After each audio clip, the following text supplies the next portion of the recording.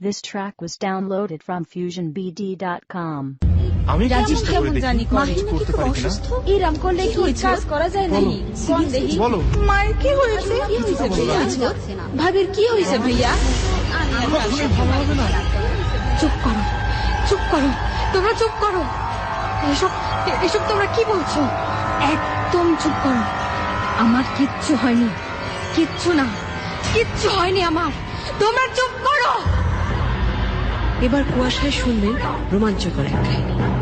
আজ রাত 11টার খবরের পর শুধুই এবিসি রেডিওতে।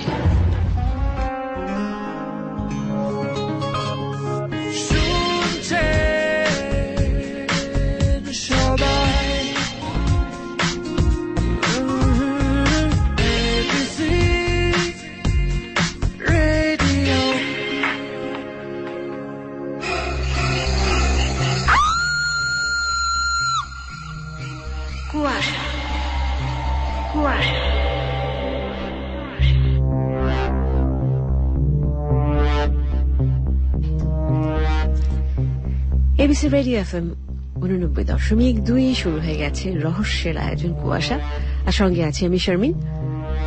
অনেক প্রতীক্ষিত এই আয়োজন নিয়ে অনেক জল্পনা কল্পনা, অনেক ভাবনা চিন্তা। ফেসবুক খুললেই শুধু কুয়াশার কথা, পথে ঘাটে যেখানে যে সবাই জিজ্ঞেস করে আপু কুয়াশায় সপ্তাহে দুবার কেন করা যায় না, দুদিন কেন হয় না। কারো কারো আবার আবদার হচ্ছে আপু প্রতিদিন রাত 2টা থেকে কুয়াশা 11টা থেকে 2টা পর্যন্ত কুয়াশা কেন করেন না। একটা কথা সবাই কি বলছে, একটা এই 1.5 ঘন্টা 2 ঘন্টার একটি আয়োজনের যে পিছনে যে শ্রম, কি পরিমাণ সময় ব্যয় হয় এবং কতখানি কষ্ট, সেটা কুয়াশা টিমের যারা মেম্বার আছেন তারা বলতে পারবে সবচেয়ে ভালো।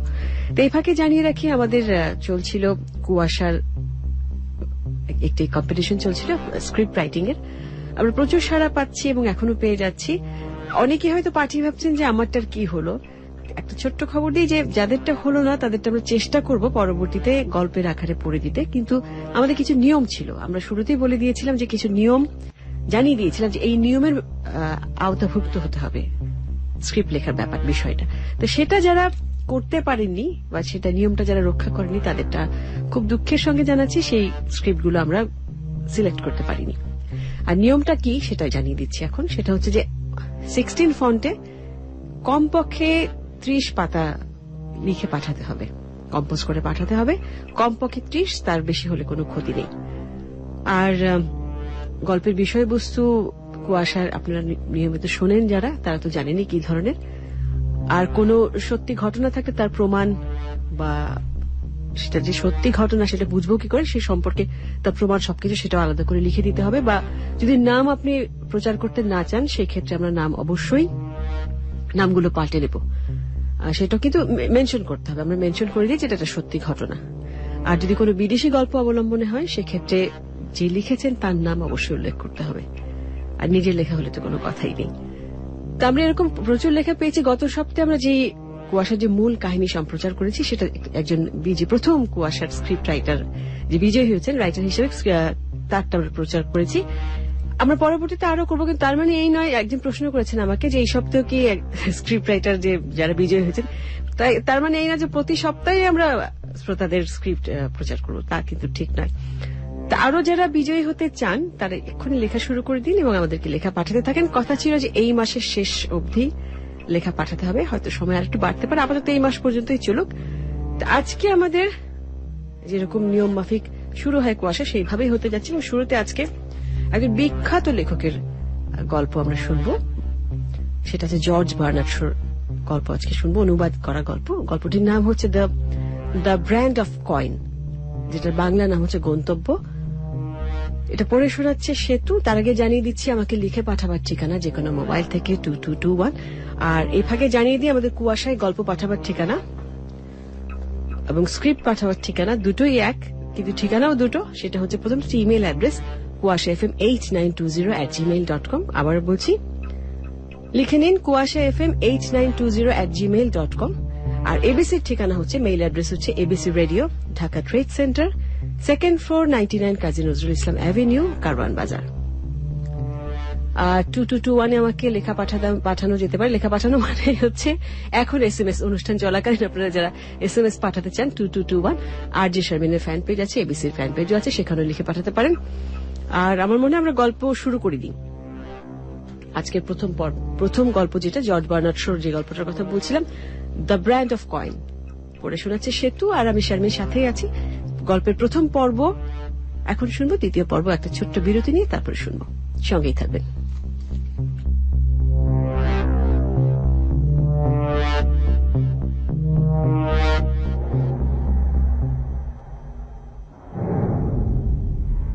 চার্চ রোড, রাস্তাটা লন্ডন শহরের উপকণ্ঠে। শহরের ভিড় নেই এখানে, বেশ সুন্দর খোলামেলা জায়গা। আমরা তখন থাকতাম ওই রাস্তায়, বেশ আনন্দেই ছিলাম। কিন্তু তবুও রাস্তাটা আমাদের ছাড়তে হলো। দুঃখের সঙ্গেই ছাড়লাম ওই সুন্দর রাস্তাটা, ছাড়তে হলো সামনের ওই বিশ্রী বাড়িটার জন্য। আমরা যখন এ পাড়ায় এলাম তখনও বাড়িটা ছিল না, ওখানে জায়গাটা ফাঁকাই পড়েছিল। আমাদের বাড়িখানা চার্চ রোডের একেবারে শেষ মাথায়। আমরা আসবার অনেকদিন পর উল্টো দিকের বিরাট চৌকোনো জায়গায় একটা বাড়ি উঠল। বাড়ির গড়নে কোনো শিল্প সুষমা কিছুই নেই। বাড়িখানা দর্শকের চোখ দুটিকে পীড়িত করে। এক কথায় বাড়িখানা অত্যন্ত কুদর্শন। এত টাকা খরচ করে এমন বিশ্রী বাড়ি কে তৈরি করল? তারপর মিস স্পেন্সার নামে এক ভদ্রমহিলা সে বাড়িতে থাকতে এলেন। তার সঙ্গে এলো কয়েকজন ঝি চাকর। ভদ্রমহিলার সঙ্গে কোনো আপনজন ছিল না। নতুন প্রতিবেশীকে লক্ষ্য করবার অনেক সুযোগ ছিল আমার। সুযোগটাকে কাজেও লাগালাম, অনেক কিছু জানলামও তার সম্বন্ধে। রোজ সকালে ভদ্রমহিলা বাড়ির পাশের একটা দরজা দিয়ে বাইরে বেরিয়ে আসতেন। প্রায় 1 ঘন্টা ধরে তিনি চার্চ রোডের এক প্রান্ত থেকে আর এক প্রান্ত পায়ে হেঁটে ঘুরে বেড়াতেন। তার চেহারা লম্বা, দোহারা, চেহারা একটা আভিজাত্যের ছাপ রয়েছে।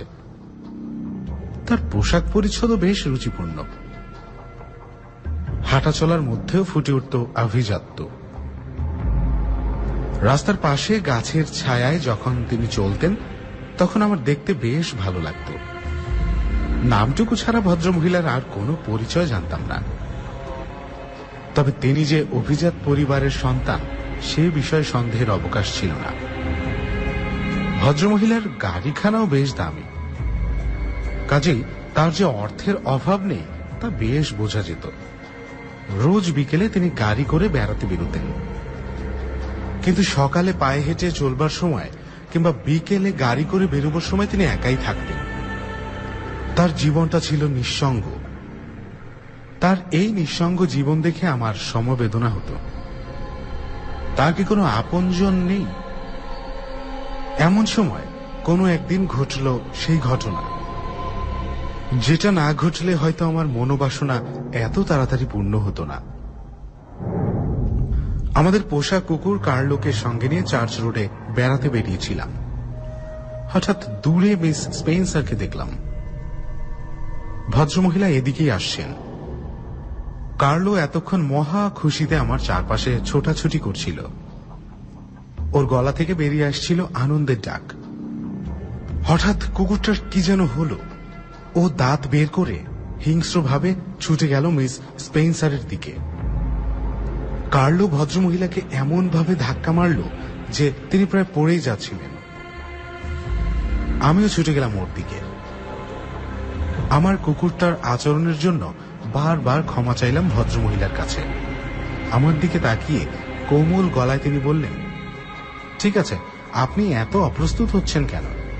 আমি কিছু মনে করিনি, আর তাছাড়া আমি নিজেও কুকুর ভালোবাসি। কার্লো বুঝতে পেরেছে যে সে অন্যায় করেছে। আমার পেছনে চুপচাপ দাঁড়িয়েছিল কুকুরটা। মিস স্পেন্সার ওকে আদর করবার জন্য হাত বাড়াতেই চাপা গর্জন করে পিছিয়ে গেল কুকুরটা। বেশ বোঝা গেল ও রেগে গিয়েছে। ওর এরকম আচরণের কারণ বুঝতে পারলাম না। আপনার কুকুরটি দেখছি আমাকে মোটেই পছন্দ করতে পারছে না।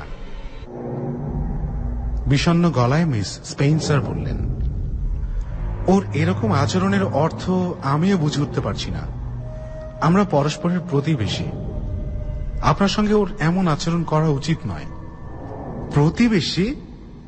আপনার বাড়ির উল্টো দিকের বাড়িখানায় আমি থাকি, তাই নাকি? এরপর নিজের পরিচয় দিলাম। বললাম 2-1 দিনের মধ্যেই তার বাড়িতে আমি যেতাম। খুশির হাসিতে ভরে গেল ভদ্রমহিলার মুখ। বললেন, বেশ তো, খুবই আনন্দের কথা। আচ্ছা, কালকেই আসুন না কেন? বেশ। ভদ্রমহিলাকে কথা দিয়ে তখনকার মতো বিদায় নিলাম। গেলাম মিসেস স্পেন্সারের বাড়িতে। ওকে আমার খুব পছন্দ হল, ভদ্রমহিলারও আমাকে ভালো লাগলো। এরপর প্রায় তার বাড়ি যেতাম। ভদ্রমহিলা বিদুষী, সুরুচি সম্পন্না। সঙ্গী হিসেবেও তিনি চমৎকার। তার মধ্যে একটা প্রচন্ড আকর্ষণী শক্তি রয়েছে। সোজা কথায় ভদ্রমহিলার প্রতি আমার মনোভাবকে আমি ঠিক গুছিয়ে বলতে পারবো না। তবে যারা মিস স্পেন্সারের কাছাকাছি আসতেন তাদেরকে প্রভাবিত করার ক্ষমতা মিসেস স্পেন্সারের ছিল, এ ব্যাপারে সন্দেহের কোনো অবকাশ নেই। ভদ্রমহিলার বয়স 40-এর কম, কিন্তু ভদ্রমহিলা সমাজে মিশতে চাইতেন না, বরং এড়িয়েই যেতেন সমাজকে। একমাত্র আমার সঙ্গেই তার কিছুটা ঘনিষ্ঠতা হয়েছিল। আমি অনেকবার মিসেস স্পেন্সারের বাড়িতে গিয়েছি, কিন্তু উনি আমাদের বাড়িতে খুব একটা আসেননি।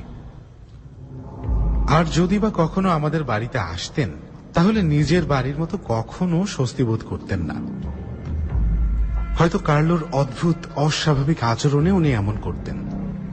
ওকে দেখলে কুকুরটা যে কেন ওরকম করত তা আমি বুঝতে পারতাম না। উনি আমাদের ঘরে এলেই কার্লো গুটি সুটি মেরে সোফার তলায় ঢুকে পড়ত। মিস স্পেন্সারের বাড়িতে প্রায় যেতাম। তিনি কেবল আমাকে আকৃষ্টই করতেন না, তার সম্পর্কে আমার মনে জেগে উঠেছিল এক অদম্য কৌতূহল। ভদ্রমহিলার চারপাশে যেন একটা রহস্যের আবরণ ছিল। রহস্যটাকে আমি ঠিক বুঝে উঠতে পারিনি। আলাপ করবার সময় তিনি কখনো বাবা, মা, ভাই, বোন, প্রেমিক বা বন্ধু বান্ধবের প্রসঙ্গ উত্থাপন করতেন না। সাহিত্য, চিত্রকলা, সঙ্গীত, রাজনীতি এবং আরো অনেক টুকিটাকি ব্যাপার নিয়ে তিনি আলোচনা করতেন। কিন্তু নিজের অতীত জীবন সম্পর্কে তিনি ছিলেন একেবারেই চুপ। একবার আমি তাকে তার বাবা, মা, পরিবার সম্পর্কে প্রশ্ন করেছিলাম। আমার প্রশ্ন শুনে মিসেস স্পেন্সারের মুখে নিষেধের যে ভাব ফুটে উঠেছিল তা দেখে আমি আর তাকে ব্যক্তিগত কোনো প্রশ্ন করিনি। তার টাকার কোনো অভাব ছিল না। পোশাক পরিচ্ছদ এবং আচরণ দেখে মনে হতো তার প্রচুর টাকা। তার ঝি চাকরেরাও বেশ খানদানি। তার রাঁধুনি আর খাস ঝি ছিল ইংরেজ। খানসামা লুই ছিল ফরাসি। মিসেস স্পেন্সার যখন গাড়ি করে বেড়াতেন তখন লুই তার সঙ্গে যেত। মাঝে মাঝে লুই আমার কাছে আসতো মিসেস স্পেন্সারের চিঠি নিয়ে। চিঠিতে তার সঙ্গে বেড়াতে যাবার আমন্ত্রণ থাকত। ফাঁকা হাওয়ায় বেড়াবার লোভে আমি খুশি মনেই সে আমন্ত্রণ গ্রহণ করতাম। একবার এক সপ্তাহে বিশেষ কারণবশত দুবার আমাকে মিসেস স্পেন্সারের আমন্ত্রণ প্রত্যাখ্যান করতে হলো। তিনি হয়তো আমাকে অভদ্র ভাবছেন, একথা চিন্তা করে আমি তার সঙ্গে দেখা করতে গেলাম। আমার সম্বন্ধে তার মনে যদি কোনো বিরূপ মনোভাব সৃষ্টি হয়ে থাকে তারও অবসান হবে। গিয়ে দেখলাম ভদ্রমহিলা যেন খুবই বিচলিত। একটা চাপা উত্তেজনায় তিনি যেন মানসিক ভারসাম্য হারিয়ে ফেলছেন। কেন তার সাথে 2 দিন বেড়াতে যেতে পারেনি তাকে বুঝিয়ে বলতে গেলাম, কিন্তু আমার ব্যাখ্যায় তিনি কান না দিয়ে বললেন, জানেন, আমার বাড়িতে একজন ভদ্রলোক এসেছিলেন। বলুন দেখি কে এসেছিলেন, অনুমান করুন। আমি বললাম, সম্ভবত গির্জার যাজক মিস্টার মার্শাল। ঠিক বলেছেন। যাজক মশাই বলেছিলেন যে তার গির্জার এলাকায় পরে এমন সব বাড়ির লোকজনের সঙ্গেই তিনি দেখা করতে যান, কিন্তু কিন্তু মনে হয় আমার সঙ্গে আর তিনি দেখা করতে আসবেন না। কেন? একটু আশ্চর্য হয়েই প্রশ্ন করলাম। কারণ আমি পরিষ্কার ভাবেই আমার মনের কথা বলেছি।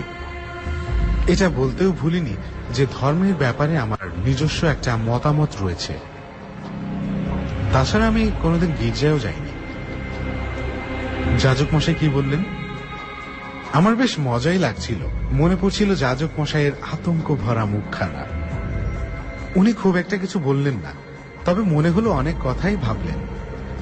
ধর্মের ব্যাপারে প্রতিষ্ঠিত মতের বিরুদ্ধে স্বাধীনভাবে চিন্তা ভাবনা করা পুরুষ মানুষের পক্ষেই বিরাট অপরাধ, আর মেয়েদের এ অপরাধের তো কোনো মার্জনা হতে পারে না।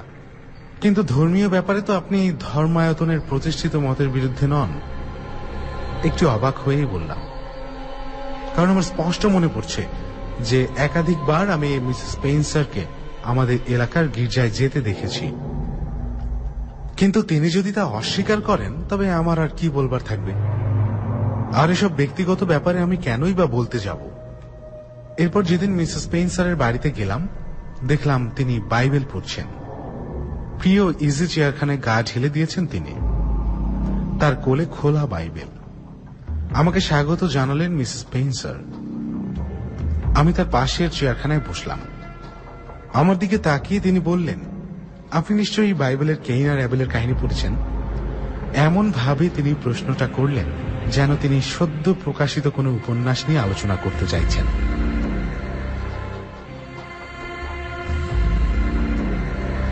আদিম মানব মানবী আদম আর ইভের পুত্র কেইন তার ভাই অ্যাবেলকে হত্যা করে। বাইবেলের এই ঘটনা তো সবারই জানা।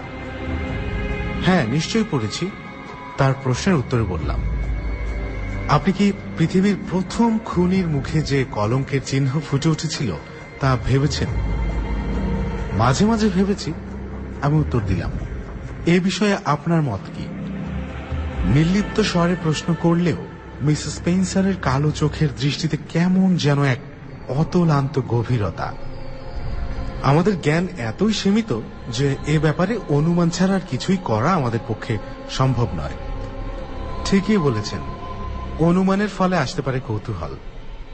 হ্যাঁ, ব্যাপারটা খুবই কৌতূহলজনক। একটু থেমে মিসেস স্পেন্সার বললেন, যেমন ধরুন ওই কলঙ্ক চিহ্ন, তা কি সবসময়ই থাকতো, নাকি বিশেষ বিশেষ পরিবেশে অথবা অবস্থায় চিহ্নগুলি ফুটে উঠত? বলতে পারবো না। এ সম্পর্কে আমি কোনোদিন ভাবিনি। সত্যি কথা বলতে কি, এ ধরনের চিন্তা ভাবনা আমার কাছে একেবারেই নতুন। কলঙ্ক চিহ্ন সবসময় থাকুক কি না থাকুক, কেইনের তাতে কি? মিসেস স্পেন্সারের কণ্ঠে শোনা গেল বিষণ্ণ সুর। কেইন নিজে তো জানতো কি প্রচন্ড অন্যায় সে করেছে। কৃতকর্মের জন্য অনুতাপে ভরে গিয়েছিল তার মন। পাপের ক্ষমার জন্য সে আকুল ভাবে ঈশ্বরের কাছে প্রার্থনা করেছিল।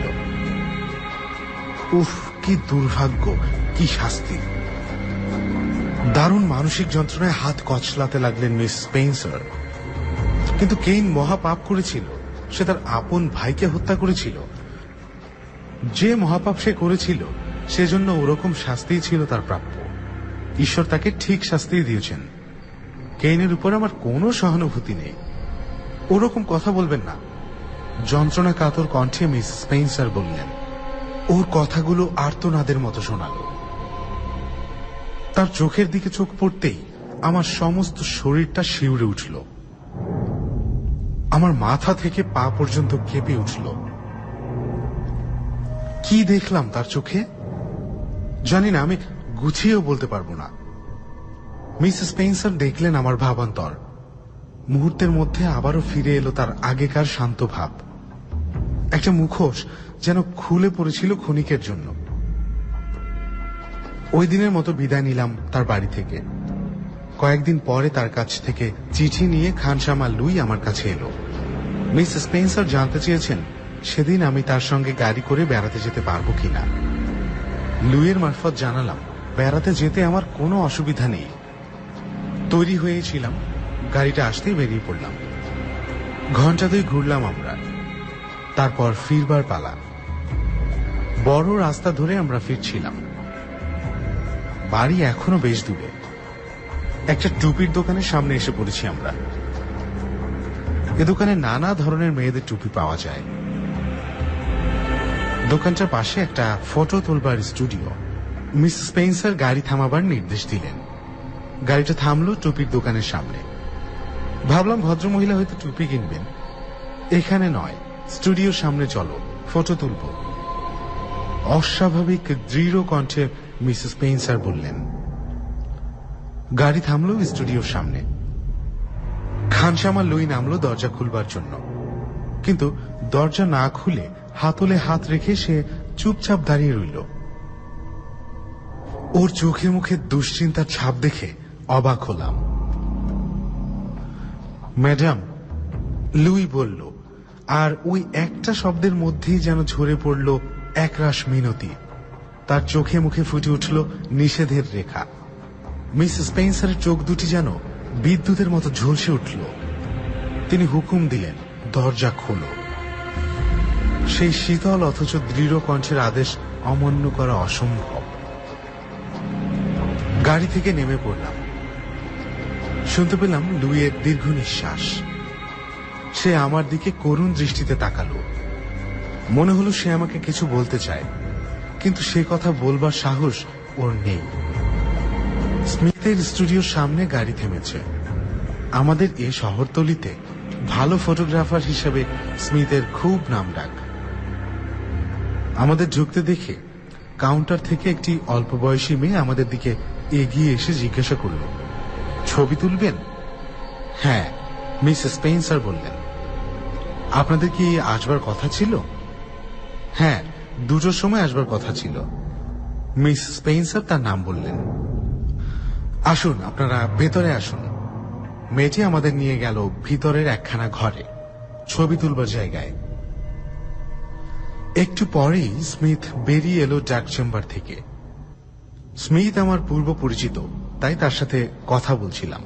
আমার কথা শেষ হতে না হতেই মিস স্পেন্সার আস্তে আস্তে ঘুরে দাঁড়ালেন। তার দিকে তাকিয়ে ফটোগ্রাফার স্মিথ চমকে উঠলেন। হ্যাঁ, চমকাবারই কথা। ভদ্র মহিলার মুখে অদ্ভুত পরিবর্তন। মাত্র 10 মিনিট আগে আমি কি এই মহিলার সাথে গল্প করছিলাম? তার চোখ দুটো বসে গিয়েছে, মুখখানায় যেন এক বিন্দু রক্ত নেই। তার সুন্দর গোল মুখখানা কেমন যেন লম্বাটে হয়ে গিয়েছে। তার মুখে ফুটে উঠেছে অসহনীয় যন্ত্রণার ছাপ। ভদ্রমহিলা অমানসিক যন্ত্রণায় কষ্ট পাচ্ছেন। তাড়াতাড়ি একটু জল আনুন কেউ।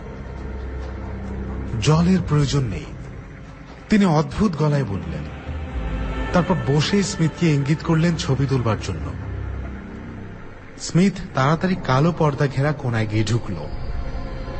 পরে আমার মনে হয়েছিল যে স্মিথ তার বসার ভঙ্গি ঠিক করে দেয়নি, এমনকি এ বিষয়ে কোনো কথাও বলেনি। এমন ছবি তুলে কি হবে, কি দরকার? মিস স্পেন্সারের পাশে বসে তাকে বললাম, আপনি অসুস্থ। এখন আপনার শরীরের অবস্থা ফটো তুলবার মতো নয়।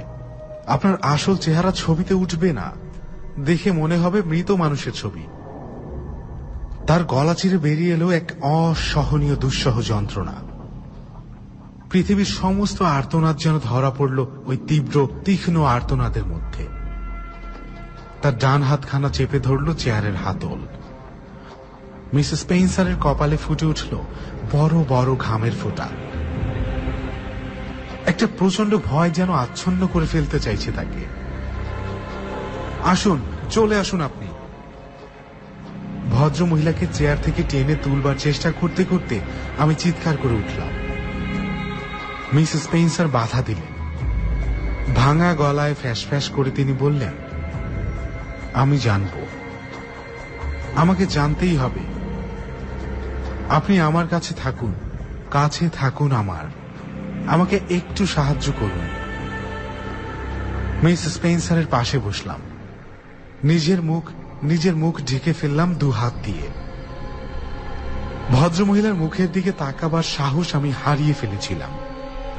মনে হচ্ছিল একটা বিয়োগান্তক নাটকে আমি যেন কোনো ভূমিকায় অবতীর্ণ হয়েছি। কিসের জন্য ভয় তা না জানায় আমার ভয় যেন ক্রমেই বেড়ে যাচ্ছিল। হঠাৎ স্মিথের কণ্ঠস্বরে চমকে উঠলাম। স্মিথ বলছে, খুবই দুঃখিত ম্যাডাম, আপনার ফটো তোলা আমার পক্ষে অসম্ভব। একটাও কথা বললেন না মিস স্পেন্সার। চেয়ার থেকে উঠে নিঃশব্দে ঘর থেকে বেরিয়ে গেলেন। তার মুখে নিদারুণ হতাশার ছাপ। ভদ্রমহিলাকে খুবই ক্লান্ত মনে হচ্ছিল। বাড়ি ফিরে আমি সব ব্যাপারগুলো ভাবতে লাগলাম। আমার পরিবারের অন্য সবার সাথেও আলাপ করলাম। আমি সবার সাথে আলাপ করছি এমন সময় পরিচারিকা এসে বলল, ফটোগ্রাফার মিস্টার স্মিথ এসেছেন, তিনি আপনার সঙ্গে দেখা করতে চান। আমি বললাম, ওকে এখানেই নিয়ে এসো। আমার ভাই বলল, এই যে মিস্টার স্মিথ, আপনার স্টুডিওতে আজকে নাকি কি সব রহস্যময় অদ্ভুত ব্যাপার ঘটেছে। হোপ তো একেবারেই ঘাবড়ে গিয়েছিল। তাতে অবাক হবেন না, কারণ আমি নিজেও ঘাবড়ে গিয়েছি। আর মিস্টার হোপের সঙ্গে যে মহিলা আজ আমার স্টুডিওতে এসেছিলেন তার সম্বন্ধে কিছুই জানি না আমি। ভদ্রমহিলা যদি মিস্টার হোপের বান্ধবী হন তবে একটা কথা বলতে আমি বাধ্য হব, ভদ্রমহিলা ঠিক স্বাভাবিক নন। কোন একটা অবিশ্বাস্য অদ্ভুত ব্যাপার জড়িয়ে আছে ওর জীবনের সাথে। হয়তো ব্যাপারটা অলৌকিক। আপনার এরকম ধারণার কারণ? ভদ্রমহিলার ছবি তোলা সম্ভব নয়, শুধু এ কারণেই আপনার এমন ধারণা হলো? অবজ্ঞার সুরেই আমি জানতে চাইলাম। না, শুধু আজকের ব্যাপারে নয়, মিসেস স্পেন্সারকে আমি আগেও দেখেছি। 5 বছর আগে আমি এক বিখ্যাত কোম্পানির ফটোগ্রাফার ছিলাম। উনি ফটো তুলবার জন্য সেখানে গিয়েছিলেন। অনেক চেষ্টা করেও আমি তার ফটো তুলতে পারিনি। ভদ্রমহিলার ছবি তোলা যে অসম্ভব সে কথা আমি ওকে জানিয়েও দিয়েছিলাম। অসম্ভব কেন? আমার ভাই প্রশ্ন করলেন। কারণ প্রত্যেকটা নেগেটিভ অসংখ্য দাগে ভরা। ভদ্রমহিলা জানালার দিকে মুখ করে দাঁড়িয়েছিলেন, কাজেই তার মুখটা আমি প্রথমে দেখতে পাইনি। কিন্তু উনি যখন ঘুরে আমার দিকে তাকালেন তখন দেখলাম একখানা শঙ্কা বিহব্বল মুখ। দেখেই চিনতে পারলাম। আমি ফটো তুলবার জন্য যথাসাধ্য চেষ্টা করলাম, কিন্তু বৃথা চেষ্টা করলাম। কেন? কি হলো? আমি প্রশ্ন করলাম। ফল সেই একই রকম। তবুও আপনাদের দেখানোর জন্য আমি 2 কপি নেগেটিভ প্রিন্ট করেছি। ফল কি হয়েছে দেখুন। মিস্টার হোপ, আপনি আগে দেখুন। ব্যাগের ভেতর থেকে 2খানা ছবি বের করে সে আমার দিকে এগিয়ে দিল। ফটো দেখে আমার মুখের চেহারা মুহূর্তের মধ্যে বদলে গেল। প্রচন্ড কৌতূহল আর উৎকণ্ঠায় আমি যেন ফেটে পড়ছিলাম। হায়, এ কি দৃশ্য দেখলাম আমি! দারুণ আতঙ্কে আমার সমস্ত শরীর কাঁপতে লাগলো থর থর করে। সমস্ত ছবি দাগে ভরে গিয়েছিল। প্রতিটি দাগে একটি করে মুখের ছাপ। কোনো ভুল নেই, পরিষ্কার মুখের ছাপ। আর সে মুখের ছাপ মৃত মানুষের। দারুণ আতঙ্কে শিউরে উঠলাম। আমার চারপাশ দুলে উঠল। আমার চারপাশে শুধুই অন্ধকার। চারপাশ থেকে অন্ধকারের মহাসমুদ্র যেন আমাকে গ্রাস করবার জন্য ছুটে আসছে। আর কিছুই মনে নেই আমার।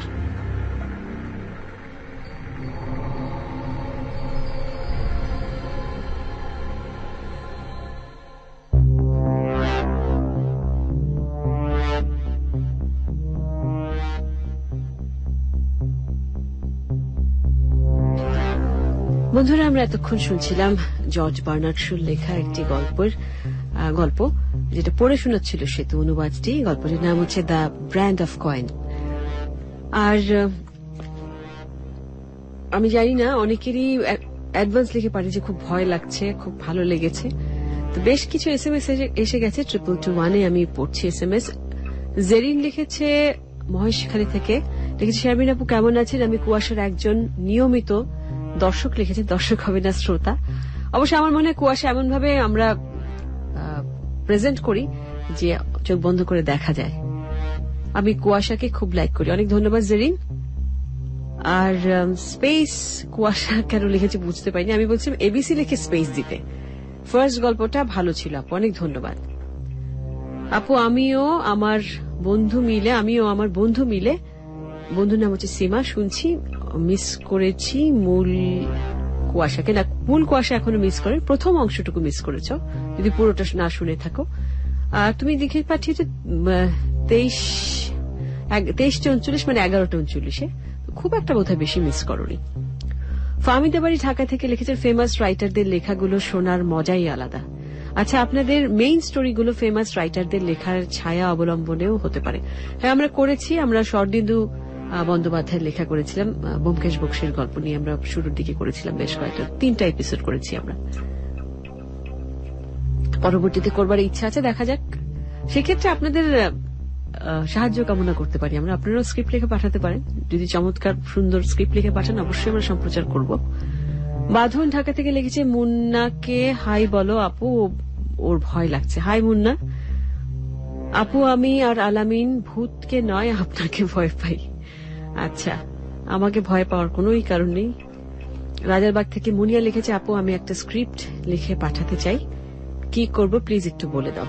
স্ক্রিপ্ট লিখে পাঠাতে হবে, ঠিকানা তো দিয়েই দিয়েছি। আর আমাদের ইমেল অ্যাড্রেস আছে, সেখানে পাঠাতে পারো kuasha.fm8920@gmail.com। আর এবিসির ঠিকানা আছে, সেখানেও পাঠাতে পারো।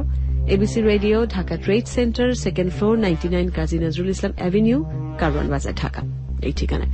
তো ঠিক আছে, ছোট্ট একটা বিরতি নেব, অর্থাৎ এবিসির রাত 12টার খবর শুনবো এখন, তারপর আবারও ফিরে আসছি। তারপরে শুনবো কুয়াশার মূল কাহিনী। আজকে কুয়াশার মূল কাহিনী সেটা শুনবো। এই ফাঁকে আমাকে লিখতে পারো যে কোনো মোবাইল থেকে 2221। কুয়াশা চলছে এবিসি রেডিও FM 89.2 সঙ্গে আছি আমি শারমিন, সঙ্গেই থাকো। কুয়াশা কুয়াশা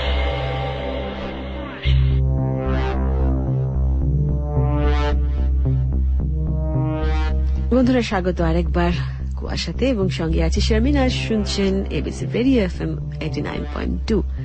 সময় হয়ে গেছে আমাদের মূল গল্প প্রচার করবার, কিন্তু তার আগে একটু কথা আছে, সেটা হচ্ছে অনেক বন্ধু SMS পাঠিয়েছেন, সেগুলো একটু পড়বো। কিন্তু আচ্ছা, পরে নেই, তারপর আজকের গল্পের কাহিনীর কথাটা বলি। এই মুহূর্তে যার লেখা দেখতে পাচ্ছি তার নাম হচ্ছে আজিজ। লিখেছে প্রথম SMS, আপু তোমাদের প্রতিদিনের রুটিনটা কাইন্ডলি জানালে তোমাদের সবার জন্য। আচ্ছা, একটু ভালোবাসা জানিয়েছে। প্রতিদিনের রুটিন এখন জানাবার সময় নেই, কারণ গল্প শুরু করতে হবে, আমি সরি।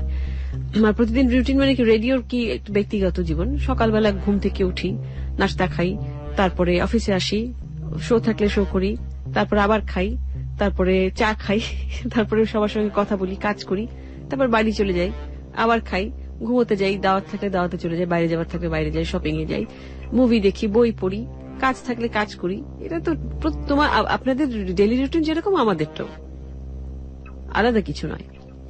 মাসুম লিখেছে আপু আমি আপনাদের একজন নতুন শ্রোতা। কুয়াশার প্রথম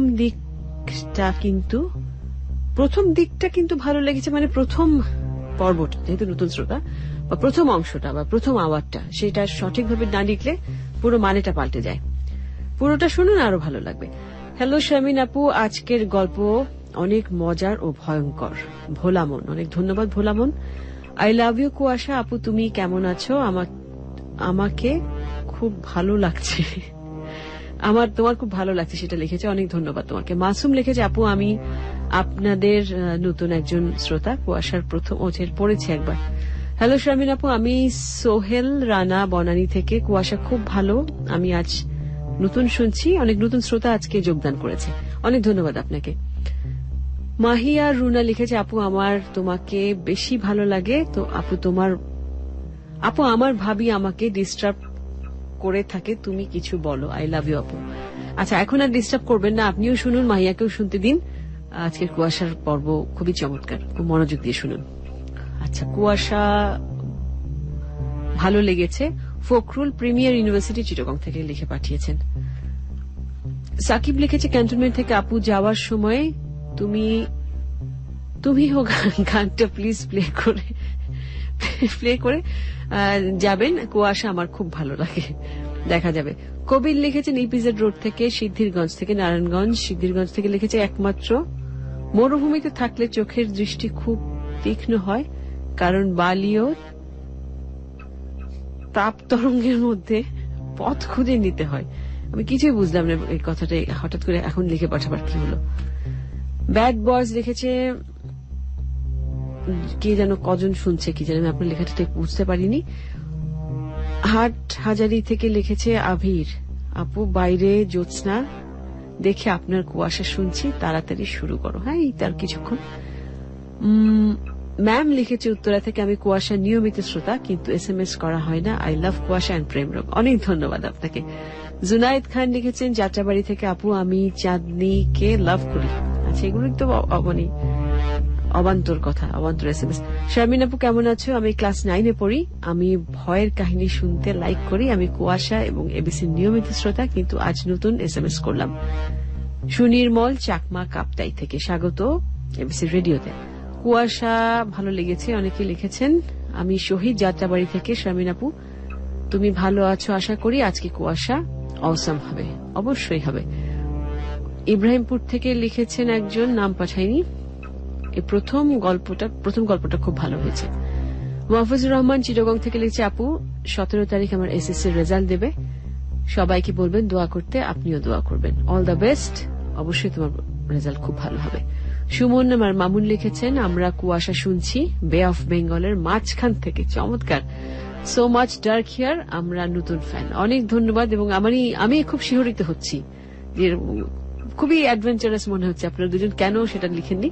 যাই হোক, আরো যারা সঙ্গে আছেন কুয়াশার সঙ্গেই থাকবেন। চলে যাচ্ছি আজকের কাহিনীতে, মূল কাহিনীতে। আজকের আমাদের কাহিনীটি লিখেছেন, গল্পটি যার তিনি করেছেন, নাট্যরূপও দিয়েছেন তিনি, তার নাম হচ্ছে শেগুফতা আবিদ শাড়ি, এবং এই গল্পটির নাট্যাংশ তিনি পরিচালনা করেছেন। বাদ বাকি সবার নাম গল্পের শেষে বলা হবে। যাই হোক, তখন সবাইকে ধন্যবাদ দেওয়া যাবে। কিন্তু শুরুতেই বলে রাখছি যে আজকের গল্পটা একদম অন্যরকম, একটু অমনোযোগী হবেন না, সঙ্গেই থাকবেন। লিখে পাঠাবার ঠিকানা জানিয়ে দিই, যে কোনো মোবাইল থেকে 2221।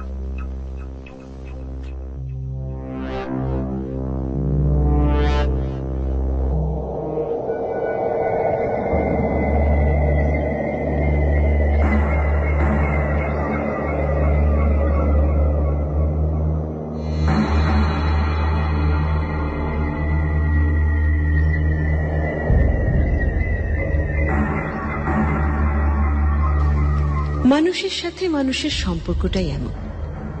এই আত্মকেন্দ্রিকতার যুগেও একজন মানুষ আরেকজনের কাছে কোনো না কোনোভাবে দায়বদ্ধ, বিশেষত আপনজনের কাছে। খুব কাছের কোনো মানুষের ভালো লাগা মন্দ লাগা, তার চাওয়া পাওয়া, ইচ্ছা অনিচ্ছা প্রত্যেকের জীবনেই খুব গুরুত্বপূর্ণ। সবাই চায় তার কাছের মানুষটি খুব ভালো থাকুক, সুস্থ থাকুক। প্রিয়জনের ভালোর জন্য, সুস্থতার জন্য তার কাছের মানুষটি যে কোনো কিছু করতে পারে। বর্তমান পৃথিবীর এই যান্ত্রিকতাও মানুষের মন থেকে এই মহামূল্যবান অনুভূতিটিকে মুছে ফেলতে পারেনি। কেবল আপনজনই নয়, এখনো এমন অনেক মানুষই আছেন যারা তাদের আশেপাশের সব মানুষের সাথে জড়িয়ে যায় মানবিকতার বন্ধনে। কখনো আপনজনের স্বার্থে, কখনো বা মানবিকতার খাতিরে যেসব মানুষ নিজেদের জীবনে দুঃসহ যন্ত্রণা বয়ে নিয়ে বেড়ায় মুখে হাসি ফুটিয়ে, তাদেরই একজনের গল্প শুনবো আজ।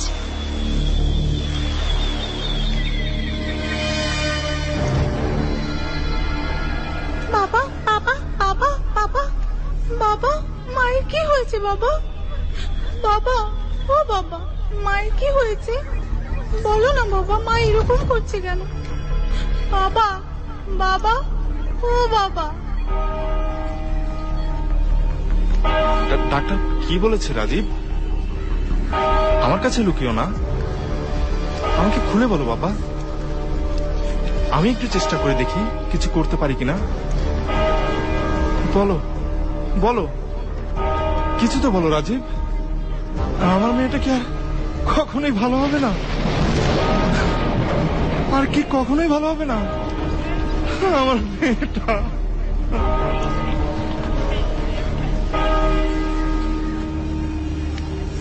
ভাইয়া, ভাবি কেমন কেমন জানি করে।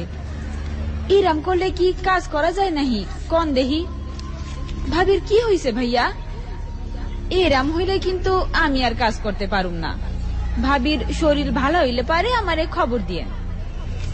আচ্ছা ভাইয়া, ভাবি কি আর ভালো হইব না?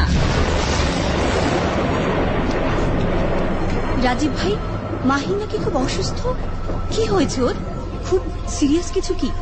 ও নাকি শুনলাম অফিসেও যাচ্ছে না। রাজীব ভাই, আমাদের সাথে অন্তত শেয়ার করেন, আমরা সবাই মিলে সর্ট আউট করার চেষ্টা করি। ও তো আমাদেরও ফ্রেন্ড নাকি? আমাদের কাছে কিসের লজ্জা? রাজীব ভাই প্লিজ, আমরা ওকে নিয়ে খুব চিন্তিত। অন্তত আমাকে বলুন যে ওর কি হয়েছে। ও কি আর ঠিক হবে না? ও বাঁচবে তো রাজীব ভাই? ও বাঁচবে তো রাজীব ভাই? আমি একটু চেষ্টা করে দেখি কিছু করতে পারি কিনা। কি হয়েছে? কি হয়েছে বাবা? বলো বাবা, বলো, ও ভাইয়া, কিছু তো বলো রাজীব। কেমন কেমন জানি আমার মেয়েটা কি আর কখনোই ভালো হবে না? করা যাবে কোন দেখি আর কি কখনোই ভালো হবে না? আমার মেয়েটা আমি আর কাজ করতে পারবো না।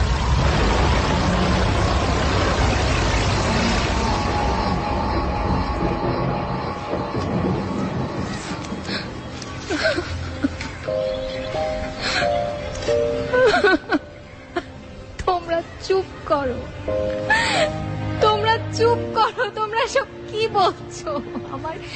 আমার কিচ্ছু হয়নি। প্লিজ তোমরা চুপ করো, চুপ করো। আমার কিচ্ছু হয়নি, আমার কিচ্ছু হয়নি, আমার কিচ্ছু হয়নি।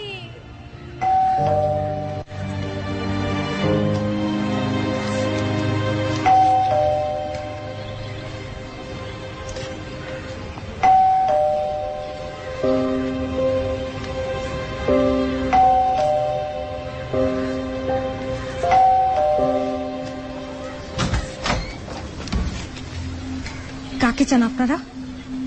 এটা তো রাজীব সাহেবের বাসা, তাই না? তা উনি কি বাড়িতে আছেন? রাজীবকে আপনাদের কি দরকার? ও তো খুব ভালো মানুষ। ওকে দিয়ে আপনাদের কি কাজ? তা সব কথা কি দরজায় দাঁড়িয়ে বলা যায়? আমরা তো ভিতরে গিয়েও কথা বলতে পারি, তাই না? আসুন। এ বাড়িতে আর কে কে থাকেন? আমি, আমার হাজবেন্ড রাজীব, আর আমার মেয়ে অথৈ। এবার আপনারা কি চান সেটা একটু পরিষ্কার করে বলেন তো। আরে বলছি এত অধৈর্য হবেন না প্লিজ। তো আপনার স্বামী আর মেয়েকে তো দেখছি না, ওনারা কোথায়? ওনারা কি বাড়িতে নেই? দেখতেই তো পাচ্ছেন যে বাসায় কেউ নেই, তাহলে এরকম প্রশ্ন কেন করছেন? কি জন্য এসেছেন এবার বলবেন? আপনার আসল উদ্দেশ্যটা কি বলুন তো? আপনারা কি আমাকে... দেখুন, আপনি অকারণে উত্তেজিত হয়ে পড়ছেন। আপনি আমাদেরকে ঠিক করে বলুন, আপনার স্বামী আর আপনার মেয়ে কোথায়? বলুন। অথৈকে রাজীব আমার বাবার কাছে রাখতে গেছে। চলে আসবে, রাজীব বলে গেছে আমাকে। ও খুব তাড়াতাড়ি চলে আসবে আমার কাছে। চলে আসবে। কিন্তু আপনাদের কি দরকার সেটা বলছেন না কেন? তার আগে আপনার বাবার ঠিকানার মোবাইল নাম্বারটা আমাকে দেন। মাহিন বাসার জিনিসপত্র তন্ন তন্ন করে খুঁজতে থাকে। তারপর অনেক খুঁজে সে একটি নীল রঙের ডায়েরি বের করে। তারপর উদ্ভ্রান্তের মতো ছুটতে ছুটতে অফিসারের কাছে এসে অফিসারকে বলে, এই যে এটার মধ্যে সবার ঠিকানা, মোবাইল নাম্বার সবকিছু আছে। এবার আপনারা বলেন কি হয়েছে। আমরা ঢাকা গাজীপুর মহাসড়কে একটা ঝোপের আড়ালে আপনার মেয়ে অথৈর লাশ উদ্ধার করেছি। Really sorry. ডায়েরিটা নিয়ে পুলিশ অফিসার তার দল বল নিয়ে চলে যায়। মাহিন নিস্তেজ নিস্তব্ধ হয়ে দাঁড়িয়ে থাকে কিছুক্ষণ। তারপর ধীর পায়ে মাহিন অথৈর ঘরে গিয়ে ঢুকে। উফ, কি অবস্থা করে রেখেছে মেয়েটা ঘরে। সব বই খাতা লন্ড ভন্ড, কাপড় চোপড় এদিকে সেদিকে ছড়ানো। মেয়েটা যে কবে বড় হবে। মাহিন খুব মনোযোগ দিয়ে পরিপাটি করে অথৈর কাপড়গুলো গুছালো। কাবার্ড খুলে ভাঁজ করা কাপড়গুলো যথাস্থানে রাখল। তারপর টেবিলের কাছে এসে বইগুলোকে আলাদাভাবে গুছিয়ে রাখল। খাতা ডায়েরিগুলোও রাখল গুছিয়ে। তারপর বিছানা টান টান করে বালিশগুলোকে ভুলিয়ে দিল মাহিন। নরম ফোলা ফোলা বালিশ অথৈর খুব পছন্দ। পাতলা বালিশে অথৈর ঘুমই আসে না। কিন্তু কার জন্য ঘর সাজাচ্ছে মাহিন? কাবার্ডের গোছানো কাপড়গুলো কি অথৈ আর কোনোদিন এলোমেলো করবে? ক্রেয়নগুলো ছড়িয়ে বসে ড্রয়িং খাতায় আর কে আঁকবে শহীদ মিনার, পালতোলা নৌকো, গ্রামীণ দৃশ্য, বাবা মার অথৈর ছবি? ওই পড়ার টেবিলে রাজীব কাকে জোর করে ধরে পড়াতে বসাবে? আর মাহিন কি বুঝতে পারছে না কিছুই, যে ওর অথৈ আর ওর কাছে কখনোই ফিরে আসবে না। এমন অদ্ভুত আচরণ কেন করছে মাহিন? কি হয়েছে মাহিনের? আর রাজীবেরই বা কি হয়েছে? ও এখন কোথায়? রাজীব কি জানে যে ওর অথই আর আচ্ছা কি হয়েছে ওদের দুজনের? ভালোই তো ছিল সবকিছু, ভালো বলতে খুবই ভালো। ইউনিভার্সিটিতে পড়ার সময় থেকে রাজীব আর মাহিনের বেশ গোছানো পরিচ্ছন্ন সম্পর্ক। দুজনেই বেশ ভদ্র শিক্ষিত পরিবারের মার্জিত সন্তান। লেখাপড়া শেষে দুজনেই ভালো চাকরিও পেয়ে যান। তারপর পরিবারের সকলের সম্মতিতে অনেক ধুমধাম করে বিয়েও হয় ওদের। স্বপ্নের থেকেও সুন্দর আর অবিশ্বাস্য মনে হতে থাকে সবকিছু মাহিনের কাছে। এত সুখী কি কেউ হতে পারে? বারবার আনমনে ভাবতে থাকে মাহিন। হানিমুনে দার্জিলিং এ গিয়ে রাজীবের কাছে বলেই ফেলে কথাটা। রাজীব, জানো আমার না মাঝে মাঝে বিশ্বাসই হয় না যে আমরা এতটা হ্যাপি। একদম রূপকথার গল্পের মতো, কোনো খুঁত নেই। আমরা অনেক লাকি না? তাহলে আমার রাজকন্যা কি এখন তার রূপকথার রাজ্যেই বিচরণ করবে, নাকি মর্তের এই অধম প্রেমিকের হাতে হাত রেখে ঘুরতে বের হবে? ধ্যাত, সবসময় না ইয়া কি ভালো লাগে না রাজীব? বলো না, তোমার কাছে অবাক লাগে না? এই যে আমরা যা চেয়েছিলাম তাই পেয়েছি, কোনো কিছুতেই আমাদের জীবনে আজ পর্যন্ত কোনো বাধা আসেনি। এমনকি কখনো হয় বলো তো? আমার না কেমন যেন লাগে যখন ঘুমিয়ে থাকি, ঘুমের মাঝের দুঃস্বপ্নগুলোকে আমার বাস্তব মনে হয়, আর ঘুম ভেঙে গেলেই মনে হয় আমি স্বপ্ন দেখতে শুরু করেছি। পাগলিটা, তুমি কিন্তু ঠিকই বলেছ। আমরা সত্যিই অনেক সৌভাগ্যবান। আমাদের সব চাওয়াই পূর্ণ হয়েছে, কিন্তু এতটুকু তো আমরা ডিজার্ভ করি, তাই না? আমরা দুজন দুজনাকে মন থেকে ভালোবেসেছি, আর সারা জীবন একসাথে থাকতেও চেয়েছি। আমরা 100% অনেস্ট ছিলাম। কোনো বাধা আসলেও আমাদের কি আলাদা করতে পারতো বলো? আমরা একজন আরেকজনের জীবনের ব্লেসিং, এমনটাই হওয়ার ছিল। তাই তুমি আমাদের হানিমুনে এসে এসব উল্টোপাল্টা চিন্তা করা বাদ দাও তো সোনা, প্লিজ। জানো, আমার না কেন জানি ভয় ভয় লাগে। আমার দুঃস্বপ্নের মাঝে কে যেন আমাকে শুধু শাসায়, শুধু বলে আমি যা দেখছি যা শুনছি সব আমার কল্পনা, এসব কিছু সত্যি নয়। সত্যি, এসব কিছু সত্যি নয়। তুমি যা দেখছো, যা শুনছো, এসবই তোমার কল্পনা। সব তোমার কল্পনা, সব। এসব তুমি কি বলছো রাজীব? আর তুমি এভাবে কথা বলছো কেন? তুমি কি পাগল হয়ে গেলে নাকি? এই তো আমার রাজকন্যা এতক্ষণে লাইনে এসেছে। তাহলে স্বীকার করলে তো যে এগুলো পাগলের প্রলাপ ছাড়া আর কিছুই না। ওহ রাজীব, তুমি তো আমাকে ভয়ই পাইয়ে দিয়েছিলে। এভাবে কেউ কথা বলে নাকি? তোমার না অ্যাক্টর হওয়া উচিত ছিল। Welcome to the real world my princess. তাহলে চলুন, দার্জিলিং আপনাকে স্বাগত জানাতে অধীর আগ্রহে অপেক্ষা করছে। আর বেশিক্ষণ অপেক্ষা করলে কিন্তু মেঘ বালিকা তার অশ্রু বর্ষণ শুরু করে দেবে। আচ্ছা বাবা, এবার তোমার কাব্য থামিয়ে চলো। চলুন।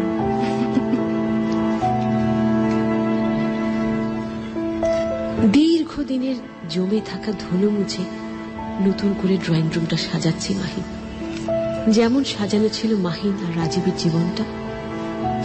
ক্যাম্পাসের সুন্দর দিনগুলোর মতো করে ফুলগুলিকে ফুলদানিতে সাজিয়ে রাখলো।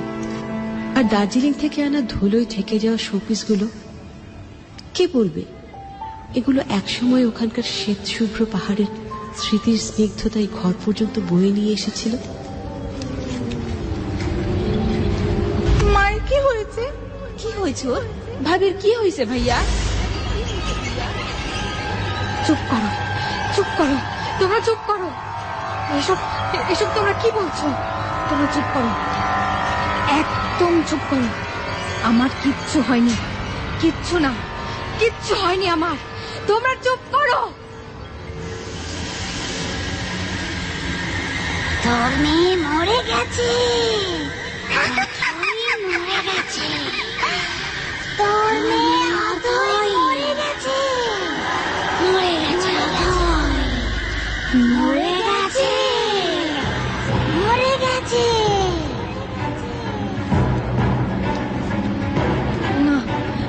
আমার অথয়ের কিছু হয়নি, কিচ্ছু হয়নি। ওর বাবার সাথে ফিরে আসবে আমার কাছে, ওর মায়ের কাছে। ও আমার কাছে ফিরে আসবে, ও ফিরে আসবে আমার কাছে, আমার অথয়।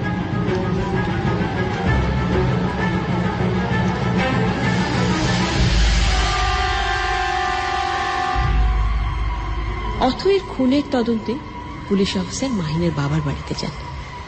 মাহিনের বাবা এই দুঃসংবাদের আকস্মিকতায় বাকরুদ্ধ হয়ে পড়েন। এরকম কিছুর জন্য তিনি একেবারেই প্রস্তুত ছিলেন না। বেশ কিছুক্ষণ সময় লাগে তার স্বাভাবিক হতে, কিন্তু মাহিনের বাবার কাছ থেকে পুলিশ পায় লোমহর্ষক কিছু তথ্য। দেখো মাহিন, অথই যখন ঘুমায় তখন ওকে দেখতে একেবারে তোমার মতো লাগে, তাই না? তাই নাকি? আমার ঘুমের মাঝে যখন এই দুঃস্বপ্নগুলো আসে তখন বুঝি আমাকেও দেখতে এরকম লাগে? আবার ঘুরে ফিরে সেই দুঃস্বপ্ন। ওগুলো তোমার মনের ভুল সোনা। কেন তুমি বারবার ওগুলোর কথা মনে করো? এজন্যই তো স্বপ্নগুলো দুঃস্বপ্ন হয়ে ওঠে। বাস্তবে ফিরে আসো মাহিন। দেখো, আমাদের বাস্তবতা তোমার স্বপ্ন থেকেও কত বেশি সুন্দর। এখানে তুমি আছো, আমি আছি, আমাদের অথই আছে। আমাদের অপ্রাপ্তির কোনো জায়গাই নেই। পরিপূর্ণ একটা ফ্যামিলি। কিন্তু তুমি যে বললে অথইকে ঘুমন্ত অবস্থায় আমার মতো লাগে, তাহলে নিশ্চয়ই আমার দুঃস্বপ্নগুলো ওর মধ্যে বেড়ে উঠতে শুরু করেছে। আমাদের মেয়ে, আমাদের এত কাঙ্ক্ষিত সন্তান আমার দুঃস্বপ্ন হয়ে জন্ম নিয়েছে। হ্যাঁ হ্যাঁ, ওরা ঠিকই বলেছিল, ঠিকই বলেছিল। কারা বলেছিল? কি বলেছিল? কাদের কথা বলছো তুমি? ওরা সব শেষ করে দেবে, আমার সব কিছু শেষ করে দেবে। মাহিন প্লিজ, একটু স্বাভাবিক হও। এসব কথা তুমি আর বলো না, ভেবো না। এগুলো সত্যি নয়। তুমি আমাদের অথইকে কিভাবে দুঃস্বপ্ন ভাবতে পারো? এত ফুটফুটে নিষ্পাপ মেয়ে আমাদের। নিষ্পাপ? কিভাবে নিষ্পাপ হয় ও? ওই তো আমাদের শেষ করে দেবে। দেখো তুমি, আমি জানি ও মোটেও নিষ্পাপ নয়। ও তোমাকে আর আমাকে দুজনকে শেষ করে দেবে, মেরে ফেলবে ও আমাদেরকে। ওকে দূরে কোথাও ফেলে দিয়ে আসো, অনেক দূরে মেরে ফেলো ওকে। মাহিন চুপ করো, প্লিজ চুপ করো। এসব এসব কি বলছি আমি? এসব কি বলছি? I am sorry Rajib, I am so sorry. আমাকে মাফ করে দাও অথই। মা, সোনা আমার, আমাকে মাফ করে দাও সোনা। আমার যে মাঝে মাঝে কি হয়, আমার খুব ক্লান্ত লাগছে রাজীব। আমি একটু ঘুমাতে চাই। হ্যাঁ, তুমি ঘুমাও, আমরা কিচ্ছু মনে করিনি। তুমি যাই করো না কেন আর যাই বলো না কেন, আমরা দুজন সব সময় তোমার পাশে থাকবো। তোমার কোনো ক্ষতি হতে দেব না আমরা। তুমি ঘুমাও, ঘুমিয়ে যাও। মাহিনের ঘুমের মাঝে এরা কারা কথা বলে? কি বলে ওরা মাহিনকে? কেনই বা এসব কথা বলে ওরা? ওরা কারা? কেন ওরা মাহিন আর রাজীবের সংসারে অস্বাভাবিকতার ছায়া হয়ে গ্রাস করতে যাচ্ছে সবকিছু? কেন কেন? মাহিন কারোর সাথে মিশতে চায় না, কারোর সাথে কথাও বলতে চায় না। বাবা মা বন্ধু বান্ধব কাউকেও সহজভাবে নিতে পারছে না। চাকরিটাও ছেড়ে দিল। বাড়ি থেকে ওকে বের করাও অসম্ভব হয়ে পড়েছে। যতক্ষণ জেগে থাকে এক মনে নিজের ঘরের এক কোনায় চুপটি করে বসে থাকে, যেন ওখান থেকে নড়লেই কেউ ওকে কঠিন কোনো শাস্তি দেবে। আবার মাঝে মাঝে এমন স্বাভাবিক আচরণ করে, মনে হয় যেন সব ঠিক হয়ে গেছে। যা হয়েছে তা আসলে রাজীবেরই দেখা কোনো দুঃস্বপ্ন। আর এদিকে রাজীব একাই সব দিক সামলাচ্ছে, অফিস, বাসা, অথয়ের দেখাশোনা। ইদানিং তো অথয়কে একা মাহিনের সাথে রাখতেও সাহস হয় না রাজীবের। মাহিন কখন যে কি করে বসে কিচ্ছু বলা যায় না, কিন্তু তারপরেও রাখতে হয়। সংসারটাকে টেকাতে তো হবে। কিন্তু রাজীব আর একা পেরে উঠছিল না। যেভাবে হোক বুঝিয়ে সুঝিয়ে মাহিনকে ডাক্তারের কাছে নিতেই হবে। রাজীব ঠিক করে, যখন মাহিন একটু স্বাভাবিক অবস্থায় থাকবে তখনই ওকে রাজি করাতে হবে। মাহিন, বলো। আমার রাজকন্যাটা কি করে? এই যে দেখো না, অথয়ের খেলনাগুলো কেমন সারা ঘরময় ছড়িয়ে রেখেছে। একটু গুছিয়ে রাখি, নইলে নিজেই হোঁচট খেয়ে পড়ে গিয়ে ব্যথা পাবে। মাহিন, আমার পাশে এসে একটু বসবে প্লিজ? কি ব্যাপার, আজ অথয়ের বাবা খুব রোমান্টিক মুডে আছে বলে মনে হচ্ছে। অথয়ের বাবা তো সবসময় রোমান্স করতে চায়, কিন্তু অথয়ের মাই তো পাত্তা দেয় না। তাই বুঝি? হ্যাঁ তাই। এবার তুমি আমাকে বলো তো, তুমি কি আমাকে ভালোবাসো? রাজীব, এটা কোনো প্রশ্ন হলো? অফকোর্স ভালোবাসি, অসম্ভব ভালোবাসি, সব থেকে বেশি ভালোবাসি। আর অথইকে? ও তো আমাদের জান, ওই তো আমাদের লাইফকে কমপ্লিট করেছে। ওকে ছাড়া তো আমরা ইনকমপ্লিট থেকে যেতাম, তাই না? অথই আছে মানেই আমরা আছি। তুমি সত্যি এগুলো মন থেকে বলছো মাহিন? তুমি সত্যি কি আমাদেরকে এতটা ভালোবাসো? তুমি এভাবে কেন বলছো? তোমার মনে কি আমার ফিলিংস নিয়ে কোনো সংশয় আছে? তোমার ফিলিংস নিয়ে আমার মনে কোনো দ্বিধা নেই মাহিন। আমি জানি আমাদের প্রতি তোমার সীমাহীন দুর্বলতা আছে, কিন্তু তুমি কি জানো মাঝে মাঝে তুমি বদলে যাও। এই মুহূর্তের মাহিনের সাথে সেই মাহিনের আমি কোনো মিল খুঁজে পাই না। তুমি কি বুঝতে পারছো আমি কি বলতে চাচ্ছি? হ্যাঁ, আমি জানি।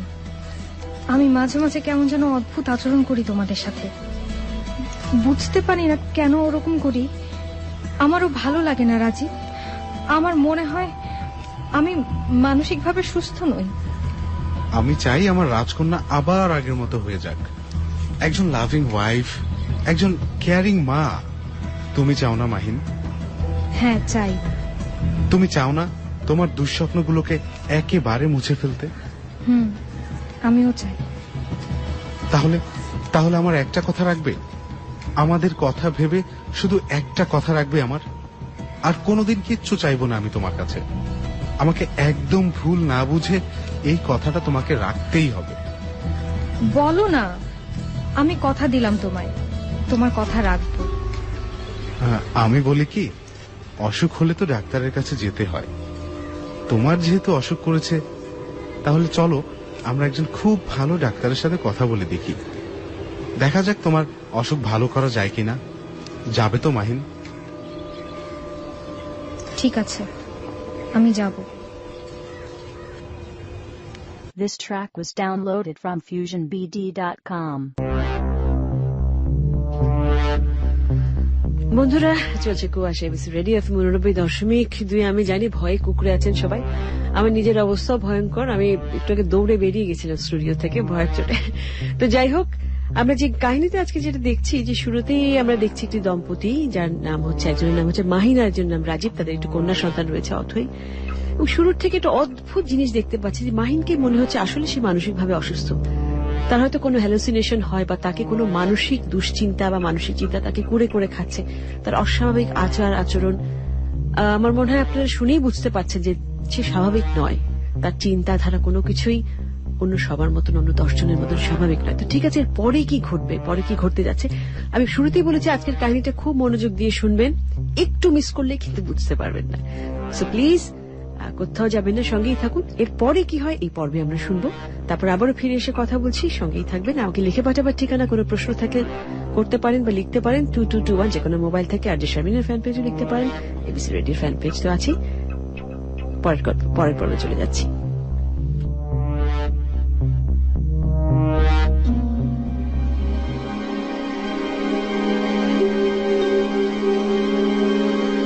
ডাক্তারের কাছে মাহিনকে একবারই নিয়ে যেতে পেরেছিল রাজীব। ওই একবারই ডাক্তার সাহেব ধারণা করেন মাহিন আসলে স্কিজোফ্রেনিয়ার রোগী। সেই অনুযায়ী তিনি কিছু ওষুধ দেন মাহিনকে, আর রাজীবকে বলেন মাহিনের ইচ্ছার বিরুদ্ধে যেন কিছুই না করা হয়। নিয়মিত ওষুধ খেলে মাহিন ভালো হয়ে যাবে, কিন্তু নিয়মিত মাহিনকে চেক আপের জন্য নিয়ে আসতে হবে চেম্বারে। রাজীব এখনো বুঝতে পারে না সেদিন মাহিনকে ডাক্তারের কাছে নিয়ে যাওয়াটাই ওর সবচেয়ে বড় ভুল কিনা। তুই পাগল হয়ে গেছিস মাহিন, তুই পাগল হয়ে গেছিস। রাজীব তোকে মেরে ফেলবে, তোকেও বিষ খাইয়ে মেরে ফেলবে, মেরে ফেলবে।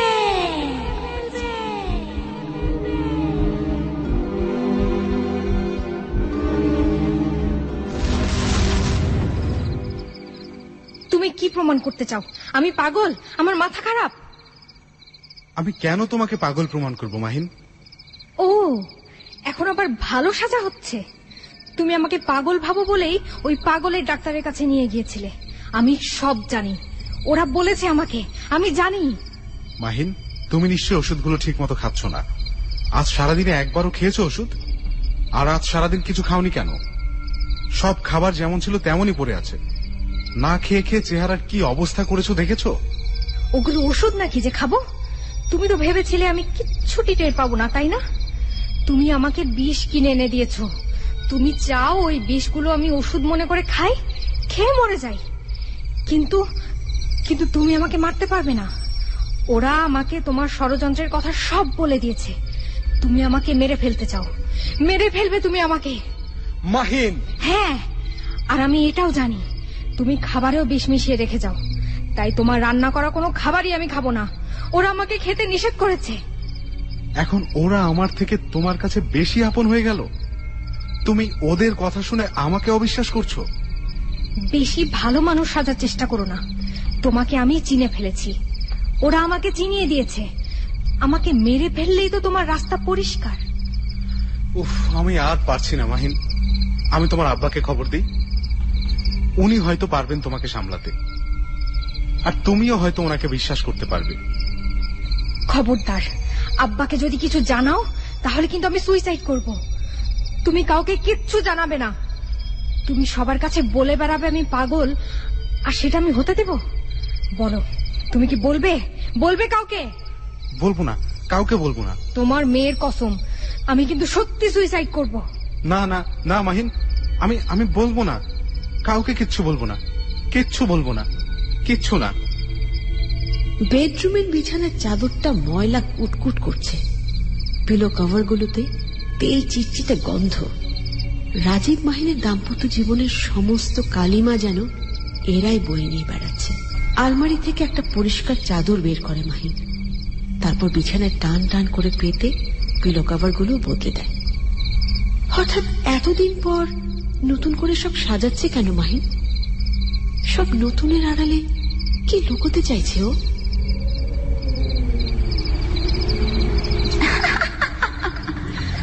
তোকে মেরে ফেলার ষড়যন্ত্র চলছে মাহিন।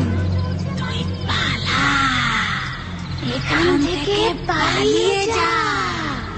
ওরা সবাই মিলে রাজীবকে বুঝতে দিচ্ছে তোকে মেরে ফেলবে, মেরে ফেলবে।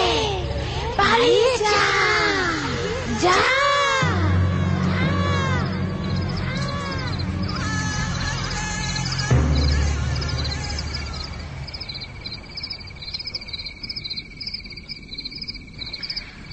আমি এই বাড়িতে আর থাকবো না। এই শহরেও আমি আর থাকতে চাই না। আমাকে অন্য কোথাও নিয়ে চলো। কেন মাহিন, এখানে তোমার কি সমস্যা হচ্ছে? ওরা আমাকে এখান থেকে চলে যেতে বলেছে। দরজার বাইরে কারা আসে তোমার সাথে দেখা করতে? ওদের সাথে ষড়যন্ত্র করে তুমি আর তোমার মেয়ে আমাকে খুন করবে, তাই না? কি বলছো এসব মাহিন? খুব অবাক হচ্ছ না? ভাবছো কি করে আমি সব টের পেয়ে যাই? ওরা আমাকে সব বলে দেয়, সব। মাহিন প্লিজ, আমি তোমাকে নিয়ে এসব ভাবতেও পারি না। তুমিই বাসায় কাউকে অ্যালাউ করো না, তাই কেউ আসলে তার সাথে বাইরে থেকেই কথা বলি, আর তারা সবাই তোমারই আপনজন। এত এক্সপ্লেনেশনের কোনো দরকার নেই। তোমাদের সকলের উদ্দেশ্য আমার কাছে একদম পরিষ্কার। তুমি এখান থেকে আমাকে অনেক দূরে অচেনা কোনো জায়গায় নিয়ে যাও, আর হ্যাঁ, ওখানকার ঠিকানা তুমি কাউকে দেবে না। ঠিক আছে মাহিন, তুমি যা বলবে তাই হবে। আমাকে একটু সময় দাও।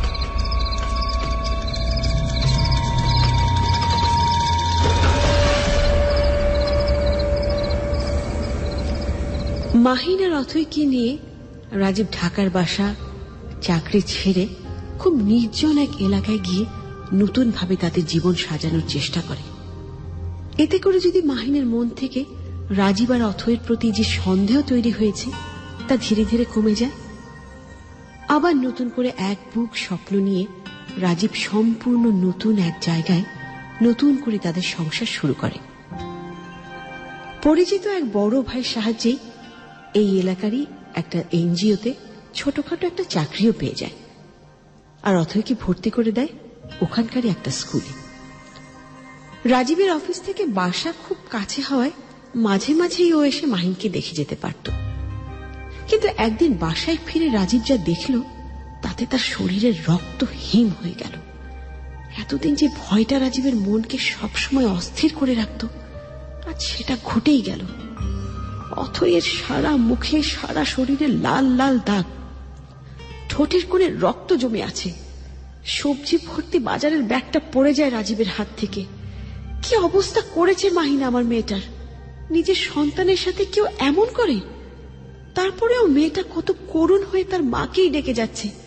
নিজের শরীরের অকল্পনীয় ব্যথা ভুলে সে মায়ের দুশ্চিন্তায় বিভোর। মাহিন, কি হয়েছে মাহিনের?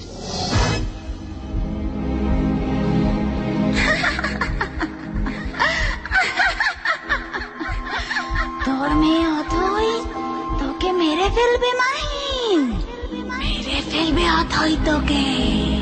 ওকে তুই মার, মেরে ফেল ওকে, মেরে ফেল।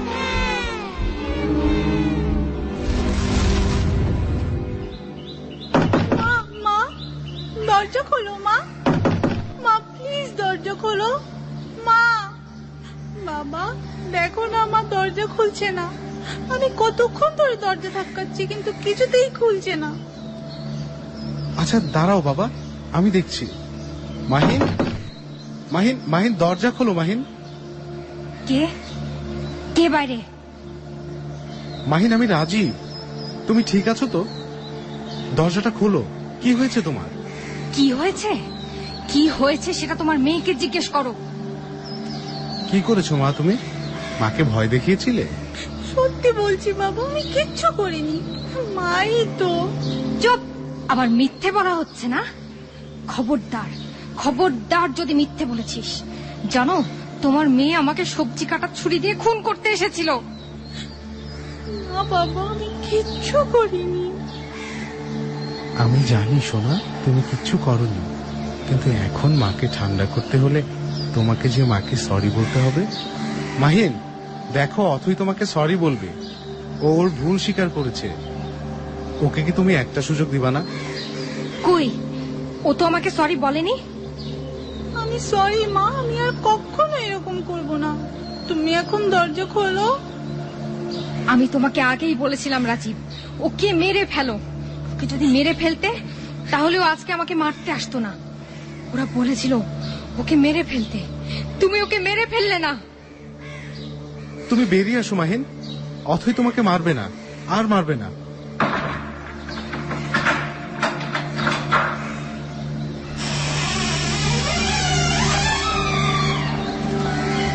আরে রাজীব, বাজারগুলো এখানে এভাবে ফেলে রেখেছো কেন? তুমি যে কি করো না। আরে বাহ, পটলগুলো তো বেশ ফ্রেশ। আজ পটলের দোলমা করলে কেমন হয় বলো তো? তুমি রান্না করবে? তুমি এমন ভাবে বলছো যেন আমি রান্না করতে পারি না। কি দরকার মাহিন? রান্নাঘরে এত গরমে তোমার কষ্ট হবে।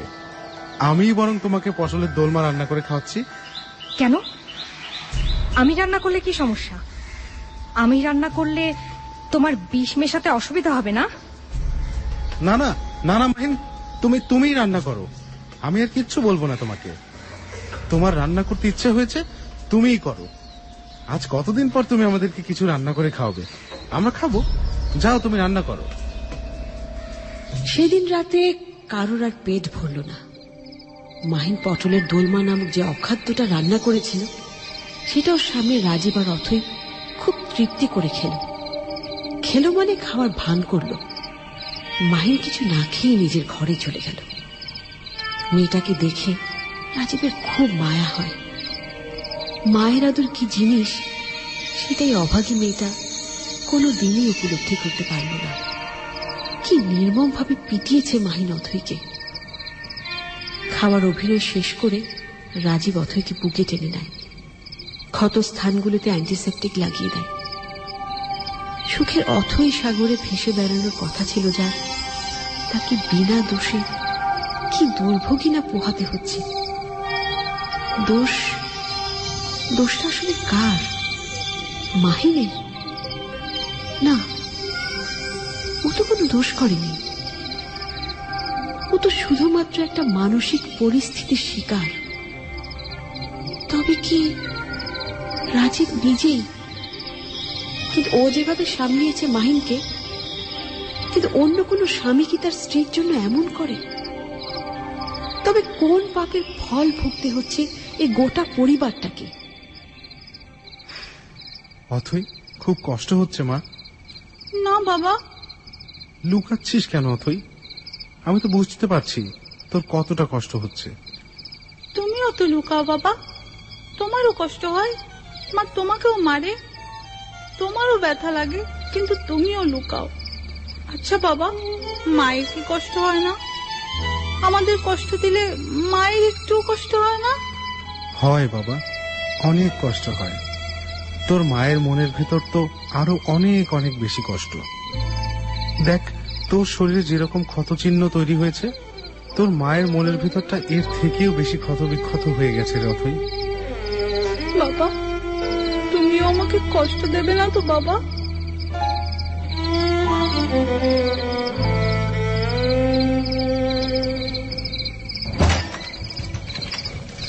মাহিন নিজের আলমারিটা খুলে। কেন জানি রাজীব এই আলমারিতে মাহিনকে হাত দিতে দিত না। কোনো না কোনো ভাবে এই আলমারির চাবিটা লুকিয়ে রাখত। না জানি কি ধন সম্পদ লুকিয়ে রেখেছে সেখানে। সে আলমারিটা আজ এত বছর পর খুলল মাহিন। ওর এ যাবৎকালের যত শাড়ি সব গুছিয়ে রেখে দিয়েছে রাজীব। মাহিনকে শাড়িতে দেখতে খুব ভালো লাগতো রাজীবের। বিয়ের গয়নাগুলো সব ভেতর দিককার ড্রয়ারটাতে রাখা হয়েছে। অথই বিয়েতে এই গয়নাগুলোই মেয়েকে পরাবে বলে ঠিক করেছিল দুজনে মিলে। হ্যাঁ, তোমার মেয়ে বসে আছে সব গয়না পরার জন্য। আরে কেন পড়বে না শুনি? কত দোকান ঘুরে কতদিন সময় নষ্ট করে তুমি আর মা এই ডিজাইনগুলো পছন্দ করেছিলে। আর এর মধ্যে কিছু সেট তো তোমার আর আমাদের ফ্যামিলির ঐতিহ্য। পড়বে না বললেই হলো। আজকালকার বাচ্চাদের কথা কিচ্ছু বলা যায় না, যা না কুচু। ওইসব পুরোনো দিনের সেন্টিমেন্ট ওইসব বুঝবে না। ঠিকই বুঝবে, কারণ ও আমাদের মেয়ে। ও নিশ্চয়ই আমাদের সেন্টিমেন্ট বুঝবে এবং সেটাকে আপন করে নেবে। আর তাছাড়া আমরা ওকে নতুন গয়না দেব না নাকি? নতুন করে ও যা বানাতে চাইবে তাই বানিয়ে দেব। ও এত গয়না কোথায় কোথায় পরবে বলতো? আমি তো পরে কোনো কুল কিনারা করতে পারছিলাম না, তার সাথে আরো নতুন গয়না। আচ্ছা মাহিন, তুমি আর একদিন সেই বউয়ের সাথে সাজবে শুধু আমার জন্য? খুব ইচ্ছে করে তোমাকে ওই বউয়ের রূপে দেখতে। আমার জন্য আর একদিন বউয়ের সাথে সাজবে মাহিন? কিন্তু কোথায় রাজীব? রাজীবও কি আর মাহিনের কাছে ফিরবে না? ফিরে এসো রাজীব, আমাকে একা রেখে যেও না। আমি আজ আবার তোমার বউয়ের সাজে সাজবো। আমি তোমার কথা রাখবো রাজীব। তুমি শুধু একবার ফিরে এসো, তুমি একবার ফিরে এসো রাজীব। পুলিশ হন্যে হয়ে খুঁজছে রাজীবকে। মাহিনের বাবার কাছ থেকে পাওয়া তথ্য অনুযায়ী যা ঘটেছে বা ঘটতে চলেছে তা ভয়ঙ্কর নির্মম। কিন্তু সঠিক কি ঘটে গেছে তা যেমন সকলের কাছে ধোঁয়াশায় ঢাকা, তেমনি যা ঘটতে চলেছে তা কেউ কল্পনাও করতে পারবে না। হিসেব মিলছে না, কিছুতেই হিসেব মিলছে না। কিছু একটা মিস হয়ে যাচ্ছে, কিছু একটা ধরতে গিয়েও ধরা ছোঁয়ার বাইরে চলে যাচ্ছে। ইনভেস্টিগেশনে কোনো ভাগ থেকে যাচ্ছে কি, নাকি এমন কোনো ঘটনা ঘটেছে বা ঘটতে যাচ্ছে যা যে কোনো মানুষেরই ধরা ছোঁয়ার বাইরে। রাজীবের একটি নতুন দুশ্চিন্তা কারণ দেখা দিয়েছে, আর সেটা হলো অথই। সেদিন মাহিন ওকে মারার পর থেকে এটা কেমন যেন চুপচাপ হয়ে গেছে। এমনিতেও ছোটবেলা থেকেই খুব শান্ত, তবুও মাত্র 6 বছরের একটা বাচ্চা এত চুপচাপ হয়ে যাবে কেন? রাজীব ভাবছিল হয়তো ছোটবেলা থেকেই স্ট্রাগল করে বেড়ে ওঠা মেয়েটা হয়তো একটু তাড়াতাড়ি বড় হয়ে গেছে। এত ব্রিলিয়ান্ট বাচ্চা ছিল অথই। ঢাকার অত ভালো ইংলিশ মিডিয়াম স্কুলে সে প্রতিটা সাবজেক্টে হাইয়েস্ট মার্কস পেত, অথচ এই গ্রাম্য স্কুলের সাধারণ বাচ্চাদের সাথেও পেরে উঠছে না। ও পড়ার বই নিয়ে বসে থাকে, কিন্তু কিছুই পড়তে পারছে না। এছাড়া ছবি আঁকা, গল্পের বই পড়া, খেলাধুলা কোনো কিছুতেই যেন আর কোনো আগ্রহ নেই ওর। আর সবচেয়ে বড় কথা, ওর কোনো বন্ধু নেই যার সাথে ও মন খুলে ওর নিজের কথাগুলো বলতে পারবে।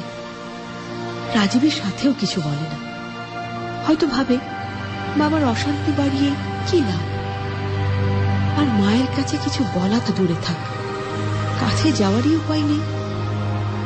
সব সময় চুপটি করে কোথাও বসে কিছু ভাবছে, খায় না, দায় না। ওইটুকু মেয়ের চোখের কোণে কালি পড়ে গেছে। এত সাধের মেয়ে, ওকেও হারিয়ে ফেলবে না তো রাজীব? না, কিছু একটা করতেই হবে। এভাবে আর কতদিন, আর কত সহ্য করতে হবে, আর কত বঞ্চিত হবে ওরা একে অন্যের থেকে। এক দৌড়ে ছাদে উঠে যায় রাজীব, তারপর চিৎকার করে বলে,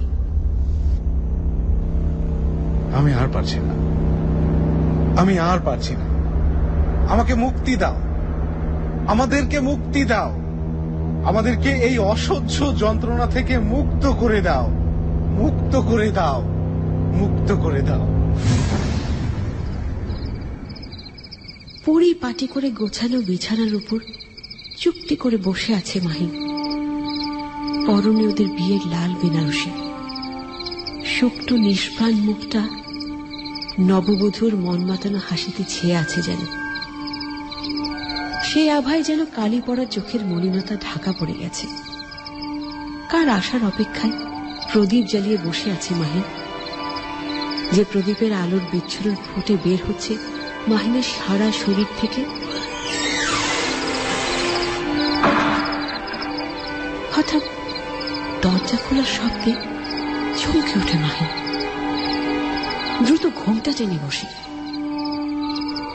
আলতো করে ঘুমটা সরিয়ে রাজুক দৃষ্টিতে উঁকি দিয়ে দেখে ও এসেছে। হ্যাঁ, ও এসে গেছে, এসে গেছে। হ্যাঁ, মিলে গেছে, সব হিসেব মিলে গেছে। খুব ভুল করে ফেলেছি আমি। ওদের ঘরগুলো কেন যে একবার চেক করলাম না, কিছু না কিছু ক্লু তো পেতামই। রাজীব কোনোভাবেই মাহিনকে একলা ছাড়বে না। রাজীব মাহিনকে একলা ফেলে কোথাও যাবে না, যেতেই পারে না। ড্রাইভার, গাড়ি বের কর, কুইক, বড্ড দেরি হয়ে গেছে, আমাদের এক্ষুনি বেরোতে হবে, নইলে।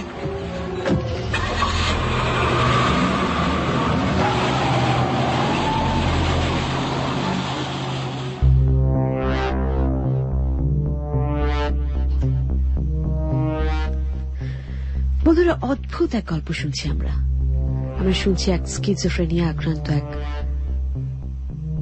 রোগীর কাহিনী আজকে। এবং অনেক বন্ধু লিখেছেন তারা ভীষণ ভয় পাচ্ছে এবং প্রতি মুহূর্তে মনে হচ্ছে কি হবে, কি যেন হবে। এবং আমরা দেখছি মাহিন স্কিজোফ্রেনিয়া সম্পর্কে অনেকেই জানেন, এবং আমরা দেখছি যে মাহিন শুনতে পায়, সারাক্ষণ তার কানের পাশে কারা যেন বলে, এবং সে আতঙ্কে থাকে এবং সে বিশ্বাস করে তাকে হয়তো বিষ খাওয়ানো হবে, তাকে মেরে ফেলা হচ্ছে। তা আমরা আরো আরো আরো কিছুক্ষণ গল্পটা শুনবো, কিন্তু তার আগে ছোট্ট বিরতি নেব। অর্থাৎ রাত 1টার একটা বিরতি আছে, তারপরে ফিরে এসে বাকি অংশটা শুনবো। সোজা সরাসরি শুনতে চলে যাবো বাকি অংশে, তারপর ফিরে এসে কথা বলছি গল্পের একেবারে শেষে। মাঝখানে আর বিরক্ত করছি না, আমাকে লিখে পাঠাবার ঠিকানা আরো একবার জানিয়ে দিচ্ছি, যে কোনো মোবাইল থেকে 2221 সঙ্গেই থাকবেন।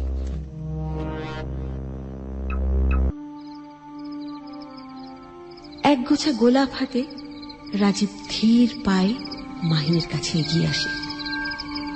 লাজুক দৃষ্টিতে মাহিন রাজীবের দিকে তাকিয়ে দেখে। সাদা পাঞ্জাবিতে একরাশ পবিত্রতা নিয়ে রাজীব মাহিনের দিকে এগিয়ে আসে।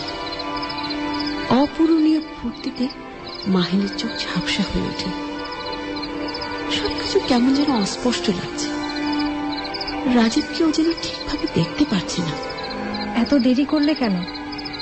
তোমার জন্য ফুল আনতে গিয়ে দেরি করে ফেললাম, সরি সোনা। তাহলে ফুলগুলো দাও। উফ, সরি সরি, এই নাও। আমাকে কেমন লাগছে রাজীব? আমার রাজকন্যাকে একদম নতুন বউয়ের মতোই লাগছে, স্নিগ্ধ কোমল। তোমার কেমন লাগছে আবার নতুন করে বউ সেজে? খুব ভালো। তোমার একটা স্বাদ তো অন্তত আমি পূরণ করতে পেরেছি। কিন্তু রাজীব, আমার আমার কাছে সবকিছু কেমন, আমি কেমন সবকিছু ঝাপসা দেখছি। কেন? ও কিচ্ছু না, ঠিক হয়ে যাবে। তাই না? আচ্ছা, অথই কোথায়? ওকে কোথায় রেখে এসেছো? ওকে নিয়ে আসলে না কেন? অথই তো আসবে না মাহিন। মানে কেন আসবে না ও? কারণ তুমি আর আমি এখন ওর কাছে যাব। ওর কাছে যাব? কিন্তু ও কোথায়? যেতে যেতেই টের পাবে।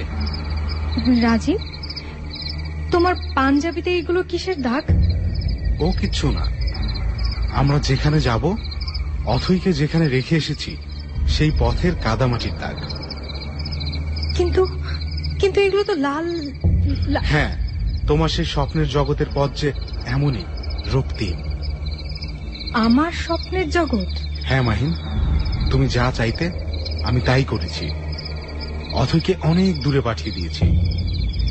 তার মানে ওই পুলিশ অফিসার যা বলছিলেন তাই ঠিক? অথই আর নেই, তোমার অথই আর নেই। কি বললে? কিভাবে? কি হয়েছে ওর? আমি তোমার কথা রেখেছি, আমি ওকে মেরে ফেলেছি মাহিন। কি?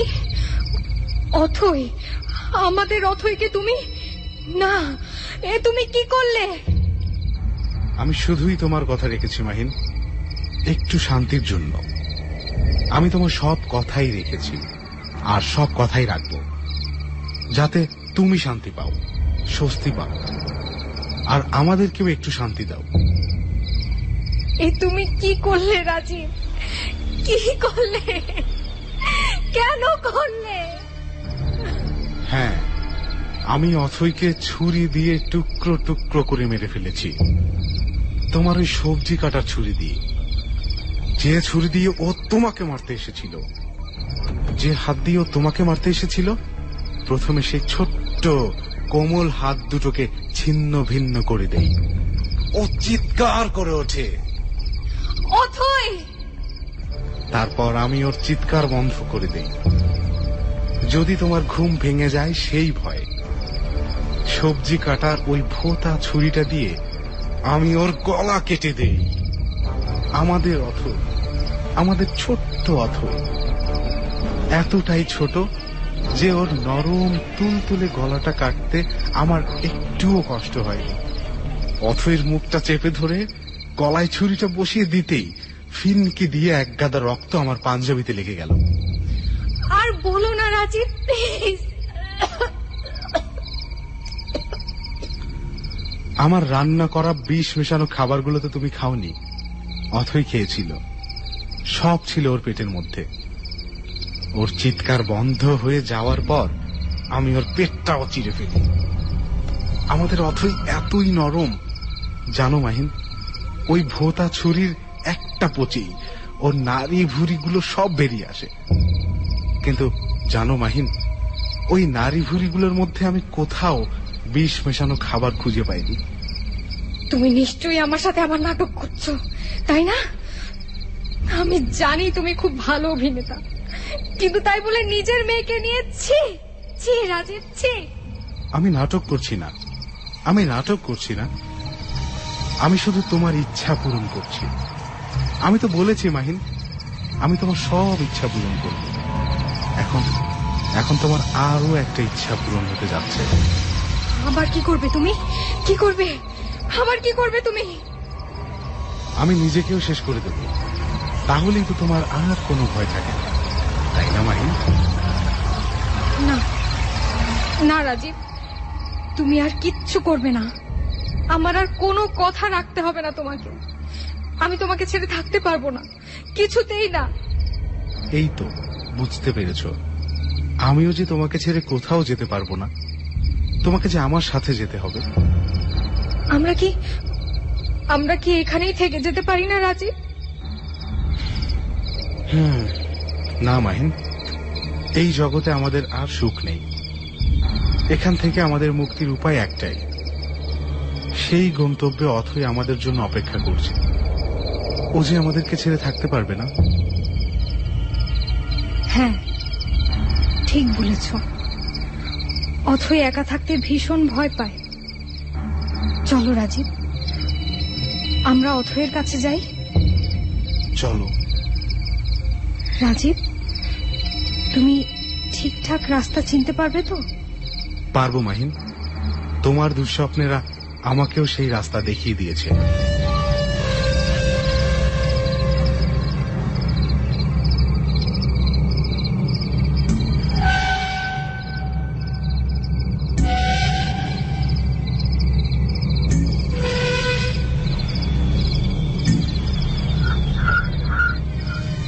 রাজীব পাঞ্জাবের পকেট থেকে ভোঁতা ছুরিটা বের করে। বাসর রাতে নববধূর ঘোমটা তোলার মতো খসে পড়তে থাকে রাজীব আর মাহিনের এক একটি অঙ্গ প্রত্যঙ্গ। এ কোন মৃত্যু যজ্ঞে মেতে উঠেছে দুজন।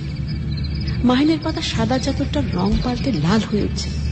খানিক আগে সাজানো ঘর মাহিনের হাতে লন্ডভন্ড হয়ে যাচ্ছে, আর মুখে কুলুপ এঁটে নবীন সদস্য রাজীব সে ধ্বংসযজ্ঞে সামিল হয়েছে। রক্তের শেষ বিন্দু পর্যন্ত চলতে থাকে এই মৃত্যুর মাতম। পুলিশ আসতে আসতে রাজীব আর মাহিন তাদের গন্তব্যে পৌঁছে যায় তাদের অথৈর কাছে, তাদের আকাঙ্ক্ষিত সুখের নীড়ে।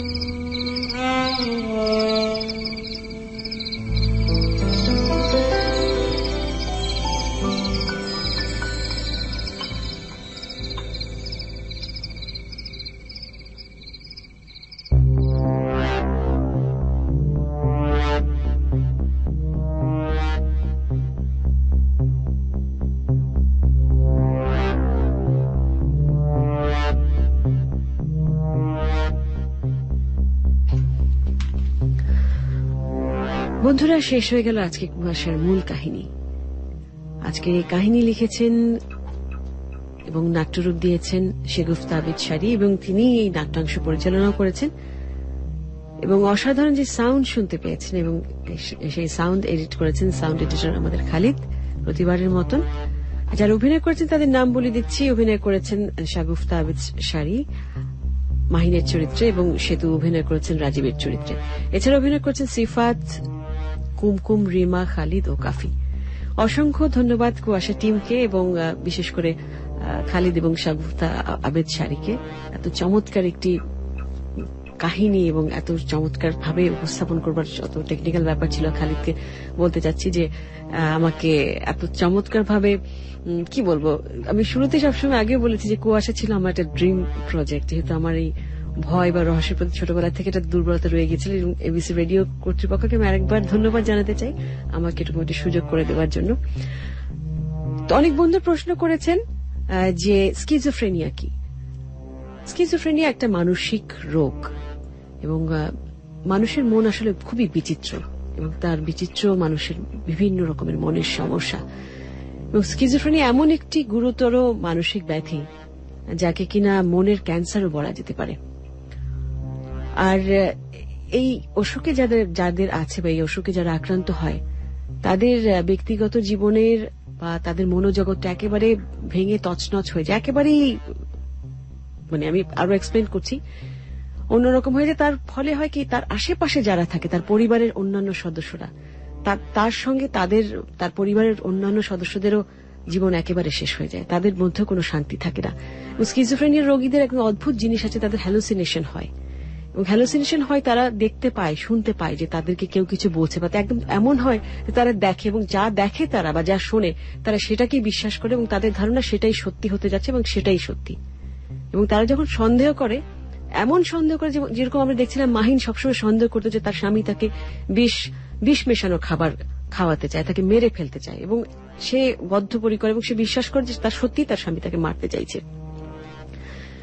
আরো কিছু কিছু জিনিস আছে, যেরকম আমার এক আত্মীয় খুব কাছে, তার স্কিজোফ্রেনিয়া আছে, আমি দেখেছি বা শুনে তার সম্পর্কে, এরা খুব অপরিষ্কার অপরিচ্ছন্ন হয়, এরা খাওয়া দাওয়া করতে চায় না, এমনও আছে দিনের পর দিন তারা খেতে চায় না, একটা ঘরের কোণে বসে থাকে, অন্ধকার ঘরে বসে থাকে, এবং এই সিমটমগুলো কিন্তু খুব ছোটবেলা থেকেই দেখা যায়। এটা সহজে কারোর সঙ্গে মিশতে পারে না, ঘরের এক কোণে বসে থাকে। যখন দেখা যায় যে অন্য বাচ্চারা খেলছে, তখন দেখা যায় সে সবার থেকে আলাদা। অপর্ণা সেনের একটা ছবি আছে 15th পার্ক অ্যাভিনিউ, এই ছবিটা যারা দেখেননি তারা দেখে নেবেন, সেখানে একজন স্কিজোফ্রেনিয়ার রোগীর কথাই পুরো ছবিটাতে আছে, তাকে নিয়ে এই ঘটনাটা। তো যেটা বলতে চাইছি বা যেটা এই কাহিনীতে বলা হয়েছে সেটা হচ্ছে, রাজীব একটা পর্যায়ে তার স্ত্রী যখন মাহিনের যখন স্কিজোফ্রেনিয়া মাহিন আক্রান্ত ছিল, এবং সে যখন একদম চূড়ান্ত পর্যায়ে চলে গেছে, তার নিজের কন্যা সন্তানকেও সে বিশ্বাস করছে না, সারাক্ষণ রাজীবের কানের সামনে ঘ্যান ঘ্যান করছে, রাজীবকে বলছে সে মেরে ফেলতে চাইছে, এবং তার 6 বছরের মেয়েকেও সে সন্দেহ করছে, তাকে খুন করতে চাইছে। বলতে বলতে একটা সময় রাজীব, আমরা দেখি যে রাজীবও এক সময় মানসিক রোগী হয়ে যায়। হয়তো সে ডাক্তার দেখায়নি বা তারটা জানা যায়নি যে আসলে তার মানসিক রোগ হয়েছিল কিনা, কিন্তু শেষ পর্যায়ে আমরা গিয়ে কি দেখি যে রাজীব আসলেই মানসিক রোগী হয়ে গেছিল, এবং যার ফলে সে তার স্ত্রীর কথাই রেখেছিল মানে কি, সে এক পর্যায়ে পাগল হয়ে যায়, এবং সে তার নিজেই কি বিভৎসভাবে সে তার কন্যা সন্তানকে খুন করে। খুন করার পর সে নিজেই বেছে নেয় যে তারা কেউই পৃথিবীতে থাকবে না, অর্থাৎ সে তার স্ত্রীকে এবং তার নিজের জীবনকে শেষ করে দেয়। এই ছিল আজকে আমাদের কুয়াশার মূল কাহিনী, এবং স্কিজোফ্রেনিয়া নিয়ে খুব ছোট্ট করে আমি বললাম। তো এটা নিয়ে আর অন্য কথা বলতে চাইছি না এখন। আর কাহিনীটা শুনে আমার নিজের মনটা খুব খারাপ হয়েছে। আজকে আমি প্রচন্ড ভয় পেয়েছিলাম, আজকের কুয়াশার এই কাহিনীতে আমি ভয়ঙ্কর ভয় পেয়েছিলাম। সেটা হচ্ছে মাঝখানে যখন ওর হ্যালুসিনেশন হতো বা ও যখন শুনতে পেত কানে যে ওকে বলছে যে তোমাকে মেরে ফেলবে তোমার মেয়ে, সেই খালেদকে ধন্যবাদ দিতে চাইছি, কিন্তু আমাকে প্রচন্ড ভাবে ভয় দেখিয়েছে। সাউন্ড এফেক্ট দিয়ে এমন কথা এমন ভাবে বলেছে, এবং আমি উল্টো দিকে তাকিয়ে দেখলাম, আমার উল্টো দিকে যে স্টুডিওটা আছে সেখানে অন্ধকার, অন্য সময় বাতি জ্বালানো থাকে। আজকে কি কারণে কেউ বাতি জ্বালিয়ে রেখেছে, আমাকে ভয় দেখাবার জন্য কিনা আমি জানি না। আমি এমন ভয় পেয়েছি যে আমি সবকিছু ফেলে টেলে একেবারে দৌড়ে বাইরে চলে গেছি। আরো কয়েকবার হয়েছে, কিন্তু আজকে ভয় পেয়েছি খুব বেশি। তো অনেক বন্ধু লিখে ফেলেছেন আমাকে, আমি একে একে এসএমএস গুলো পড়ছি। স্বর্ণা লিখেছে মুন্সিগঞ্জ থেকে, কুয়াশা শুনে খুব ভালো লাগলো আপু, অদ্ভুত সুন্দর গল্পটা, আসলে খুব অদ্ভুত সুন্দর গল্প। আমি খুবই ইমপ্রেসড আজকের গল্প শুনে, এবং আমার অসম্ভব ভালো লেগেছে। নেপাল লিখেছে আমার খুব ভয় লাগছে, গল্পটা খুব ইন্টারেস্টিং লাগছে, তুমি আগেও এই ধরনের রোগের গল্প শুনিয়েছ, ওই গল্পটাও খুব ভালো লেগেছে, এই গল্পটাও খুব। আচ্ছা, আর আদিপ্তা তুমি জানতে চেয়েছিলে স্কিজোফ্রেনিয়া কি। আমার মনে হয় খুব ছোট করে কিছুটা হলেও তোমাকে বোঝাতে পেরেছি, বাকিটা তুমি ইচ্ছে করলে ইন্টারনেট দেখে বা বই পড়ে, অনেক স্কিজোফ্রেনিয়া নিয়ে অনেক পত্রপত্রিকা অনেক লেখা ওঠে। আর সবচেয়ে ভালো একটা যেটা বললাম আমি, তোমার ভালোও লাগবে আর অনেক কিছু বুঝতেও পারবে, সেটা হচ্ছে 15th পার্ক অ্যাভিনিউ ছবিটা যদি তুমি দেখো। মিনহাজউদ্দিন আনিস লিখেছেন আপনি আসসালামু আলাইকুম, অনেক দিন পর এসএমএস করলাম, অনেক ধন্যবাদ আপনাকে সে কারণে। আকাশ লিখেছে মুগদা পাড়া থেকে, মাহিনের জন্য রাজীব কি লিখেছ এটা, অথইকে মেরে ফেলেছে। হ্যাঁ, এক্স্যাক্টলি তাই। এবং একটা সময় সে নিতে পারেনি, মানসিক যন্ত্রণাটা সে নিতে পারেনি। নোভা লিখেছে আপু মাহিনের চরিত্রে কে অভিনয় করেছে, মাহিনের চরিত্রে অভিনয় করেছে যেই স্ক্রিপ্টটি লিখেছেন, নাট্যরূপ দিয়েছেন, মূল কাহিনীটি যান এবং স্ক্রিপ্টটিও লিখেছেন শাগুফতা আবিদ শাড়ি, এবং আমাদের যে নাট্যাংশটা বা অভিনয়াংশ সেটা পরিচালনা করেছেন। আই লাভ কুয়াশা, আমার ফ্রেন্ড সোহেল কুয়াশা শুনছে, ওকে হাই বলে দাও। হাই সোহেল।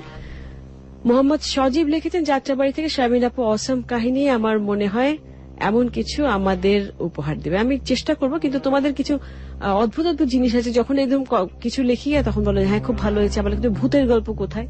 অ্যাকচুয়ালি কুয়াশা তো শুধু ভূতের গল্প না, কুয়াশাতে আমরা রহস্যের গল্প দেখাতে চাই। আমার মনে একটা খুব চমৎকার রহস্য ছিল, ভয় ছিল, সবই ছিল আজকের কাহিনীতে। তো একটু ধৈর্য ধরে শুনলে আর একটু মনোযোগ দিয়ে শুনলে অনেক কিছু কিন্তু শেখারও আছে, অনেক কিছু শেখার আছে। আজকে যে কাহিনীটা হলো, আমরা হয়তো আমাদের পরিবারের অনেকে হয়তো আছেন, অনেক পরিবারে আছেন। পরিবার বলতে তো শুধু নিজেদের মা বাবা ভাই বোন স্বামী স্ত্রী সেটা মিলে হয় না, পরিবারের বাইরে যৌথ পরিবার, শাখা প্রশাখা ছড়িয়ে অনেক বড় পরিবারই আসলে আমাদের। খেয়াল করলে আমরা দেখব মানসিক স্থিতি বা মানসিক অবস্থান বিভিন্ন মানুষের বিভিন্ন রকমের থাকে। হয়তো স্কিজোফ্রেনিয়া অনেকেরই আছে বাড়িতে, আমরা হয়তো বুঝতে পারি না, আমরা পাগল বলি, আমরা হয়তো অনেক কিছু বলি, বা ছোটবেলা থেকে আমরা দেখে আসছি এই ধরনের একটা মানুষ, আমরা হয়তো কখনো জানতাম না যে তার স্কিজোফ্রেনিয়া আছে, ডাক্তারের কাছে হয়তো নিয়ে যাওয়া হয়নি। এই সমস্ত গল্প বলার মাধ্যমে বা গল্প শোনাবার মাধ্যমে আমরা অনেক সময় চেষ্টা করি একটা কোনো মেসেজ দিতে। স্পেশালি কুয়াশায় কিন্তু আমরা অনেক এই ধরনের গল্প সম্প্রচার করেছি আগেও। তো উদ্দেশ্য আসলে ভালোই, ভয় দেখানোটা যে মূল উদ্দেশ্য সেটা কিন্তু না। যাই হোক, হাসান লিখেছে হ্যাপি, হাসান ও হ্যাপি লিখেছে, আচ্ছা দুজন। গাজীপুর থেকে লিখেছে ভয় পাচ্ছি না, কিন্তু রহস্যের জালে বারবার জড়িয়ে যাচ্ছি। আচ্ছা। শান্ত লিখেছে আপু কুয়াশায় হাতে লিখে স্ক্রিপ্ট পাঠাতে হলে মিনিমাম কত পেজ লিখতে হবে? 30 পাতা হলে 70, 80, আরো বেশি, 100 পাতা। আমি টাইপ করতে পারি না, অনেক বড় লিখতে হবে। কারণ হাতের লেখা মনে করো যদি তুমি 16 ফন্টে টাইপ করি বা কম্পোজ করতে যাই, তাহলে দেখা যাবে এক পাতা হয়তো 4-5 লাইনে হয়ে গেছে। তাহলে বুঝে দেখো। আজকের কুয়াশার মূল উদ্দেশ্য আমার মনে হয় রাজীবকে নিয়ে। মাই লাভ এবিসি রেডিও, আই লাভ কুয়াশা, তবে খুব ভয় করছে, কাইম লিখেছে। আচ্ছা কাইম, তুমি হয়তো অতটা গুছিয়ে লিখতে পারো না, ভয় কি গুলিয়ে ফেলে নাকি সব কথা? এনিওয়েজ ধন্যবাদ তোমাকে। রাফসান লিখেছে উত্তরা থেকে আই লাভ ইউ কুয়াশা অ্যান্ড সুষমা। আরেকজন লিখেছে রাজীব তার মেয়েকে খুন করেছে। আর তৌসিফ লিখেছে একা একা শুনছি, খুব ভয় লাগছে। রিফাত তানজিন লিখেছে আপু অনেক ভয় লাগছে, কি হবে কিছু বুঝতে পারছি না। উই লাভ কুয়াশা অ্যান্ড ইউ। Thank you. এগুলো আগে এসছে, আমি তখন পড়বার সময় পাইনি, কোনো সুযোগই ছিল না গল্পের মাঝখানে ঢুকবার, এখন পড়ে দিচ্ছি। উষা লিখেছে ফার্ম গেট থেকে আপি হার্ট ফেল করব না, হার্ট ফেল করা আমার আজকে সেরকমই একটা অবস্থা হয়েছিল। তো আমি যখন এখন পর্যন্ত বেঁচে আছি, তোমারও কিছু হয়নি আশা করছি। শৈবাল লিখেছে কোথা থেকে, চিতায় বসে, ও বাবা, চিতায় বসে শুনছি অনেক কষ্টের মাঝে। আহারে, স্বজন হারানোর কষ্টের মতো আর কিছু হয় না। যাই হোক, তুমি কার চিতায় পাশে বসে আছো জানি না, তবে ভালো থাকো আর মন খারাপ করো না। জামরুল লিখেছে ফ্রম গাজীপুর থেকে হাউ আর ইউ, গল্পটা আসলে খুব ভয়ঙ্কর, সত্যি বলছি এখন বাসা থেকে বের হওয়া আমার পক্ষে সম্ভব না, এত রাতে তোমার বের হওয়ারই বা দরকার কি। শাওন লিখেছে অসম লাগছে গল্পটা আর ভয় লাগছে আপু, বেশ ভয় লাগছে। ফখরুল লিখেছে প্রিমিয়ার ইউনিভার্সিটি চিটাগং থেকে। নিপা লিখেছে আপি মাহিন শুধু তার মেয়েকে মারেনি, তার হাজবেন্ডকেও মেরে ফেলেছে। এটা একদম সঠিক কথা। সেটা হচ্ছে মাহিন হয়তো নিজে হাতে খুন করেনি, কিন্তু মাহিনের যে অসুখটা ছিল, মাহিন যে মানসিক রোগী ছিল, সে এমন পরিবারের তার স্বামীকে এমন মানসিক যন্ত্রণা দিয়েছে, তার এই অসুখটা এমন ভাবে তার স্বামীকে এমন পর্যায়ে নিয়ে গেছিল যে তার স্বামী বাধ্য হয়েছে তার কন্যাকে খুন করতে। এবং সেই ক্ষেত্রে বলা যায় মাহিন তার স্বামী, তার কন্যাকে হারিয়েছে তাই এই অসুখের কারণে, এবং এক পর্যায়ে তার নিজেরও জীবন দিতে হয়েছে, যেটা আমরা শেষে দেখলাম। হাই আপু, আমি গৌতম ফ্রম বসুন্ধরা। আমি এইচএসসি এক্সামিন দিচ্ছি, আমার জন্য প্রে করো, আমি সাথে আছি, কুয়াশা is best. Thank you. Alamgir লিখেছে মিরপুর 14 থেকে আই লাভ কুয়াশা। শারমিন আপু তোমাদের কুয়াশার টিমকে ধন্যবাদ, অনেক ধন্যবাদ তোমাকে। মোহাম্মদ সজীব লিখেছে যাত্রাবাড়ি থেকে আপু আমি অনেক ভয় পেয়েছি, কিন্তু আমার শরীরের পশম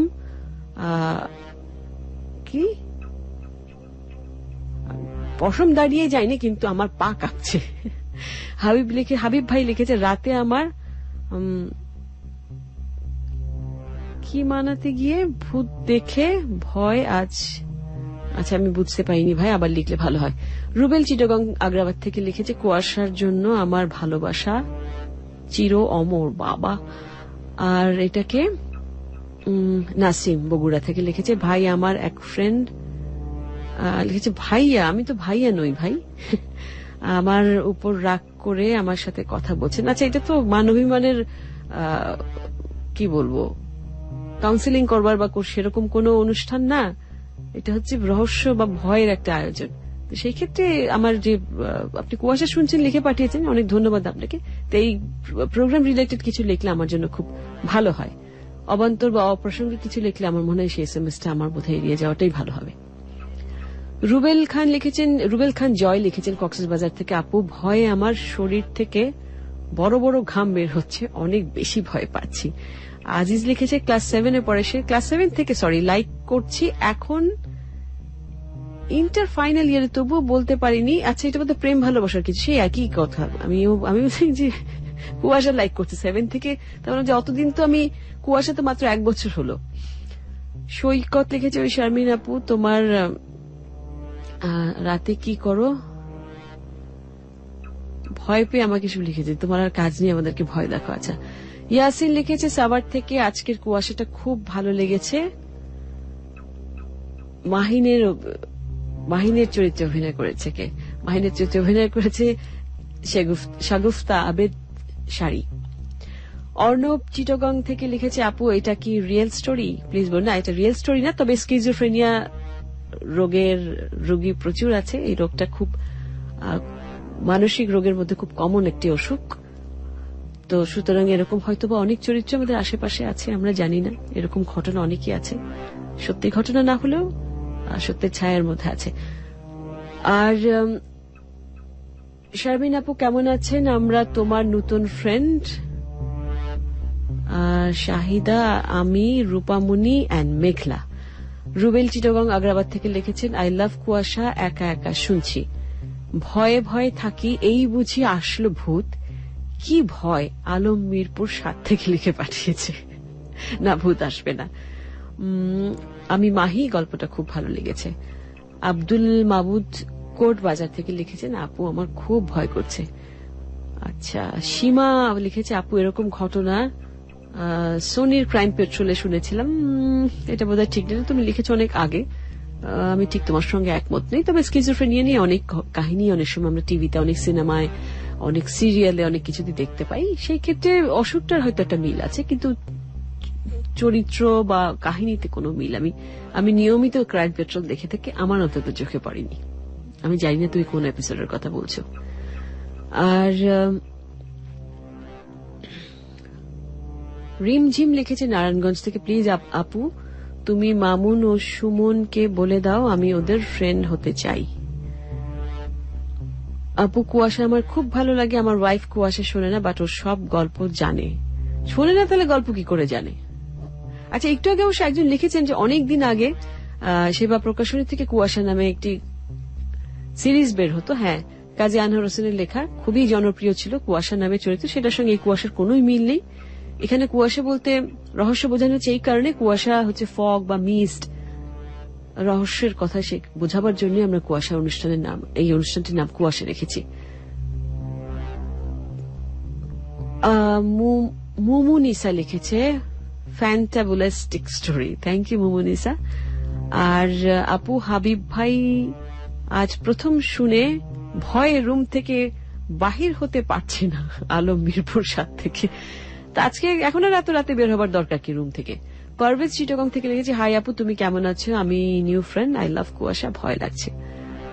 নূর নবী লিখেছেন আশুলিয়া থেকে, ফ্যান্টাসি কিংডম থেকে লিখেছেন, শারমিন আপু আমি একজন এবিসি নিয়মিত শ্রোতা, এসএমএস করা হয়নি, প্লিজ আমার এসএমএসটা পড়বেন। মইনুল লিখেছেন সিরাজগঞ্জ থেকে, বেলকুচি থেকে লিখেছেন, সেখান থেকে শুনছেন তিনি, শারমিন আপু আমার খুব ভয় লাগছে। আর আই লাভ কুয়াশাটা কে লিখেছে? সুমন লিখেছে মিরপুর 10 থেকে। আমি এবিসির নিয়মিত শ্রোতা, এই প্রথম এসএমএস করলাম, প্লিজ পড়বেন, তার কারণ আজ খুব ভয় লাগছে, কুয়াশা বাকিটা আসেনি, আপনার নামটাও কিন্তু আসেনি। কুয়াশা আমার খুব ভালো লাগে, আমার বাসা রাজশাহীতে, তাই আমি এপিসোডগুলো ডাউনলোড করে শুনতে হয়। আমার ওয়াইফ শোনে না, কিন্তু ও সব ঘটনা, আপনি তখন লিখেছেন, তখন একভাবে লিখেছেন, এখন আরেকভাবে লিখেছেন। আচ্ছা, ওমর ফারুক লিখেছেন, আপু তুমি আমার SMS পড়ো না কেন, এই তো পড়ে দিলাম। আর হাই শারমিন আপু, আমি নয়ন চিটাগং থেকে, তুমি কেমন আছো? নিশ্চয়ই এই পর্বটা খুব সুন্দর হবে। কিন্তু শুরুর দিকে এসেছেন, আমি এখন যেটা পাঠিয়েছি সেখান থেকে পড়ে শোনাচ্ছিলাম। আলভি লিখেছেন, এটা ইন্ডিয়ান ক্রাইম পেট্রোলের গল্প। একদমই নয়। ওমর ফারুক লিখেছেন, আপু তুমি আমার SMS পড়ো না কেন। আবারও লিখেছেন আপনি। জয় লিখেছেন, চিটাগং থেকে, আমি আর আমার মা একসাথে কুয়াশা শুনছি। আমার তেমন ভয় লাগছে না, কারণ আমি প্রতি সপ্তাহে শুনতাম, আমার মা ভয় পাচ্ছে। আচ্ছা, রিপন লিখেছে, নো লাইফ উইদাউট লাভ। আচ্ছা, নো অ্যান্সার উইদাউট কোয়েশ্চেন। আচ্ছা, আমি আর পড়বো না, এটা আমার মনে হয়। আপু আমি সবুজ জামগড়া থেকে, আপনি একটু বাবু ভাইকে বলেন সে যেন মনে কোনো কষ্ট না নেয়। এটা কি ফাজলামি হচ্ছে নাকি? আচ্ছা, বান্দরবন থেকে নাকি লালটো, সেটা কি নাম আপু আপনাদের?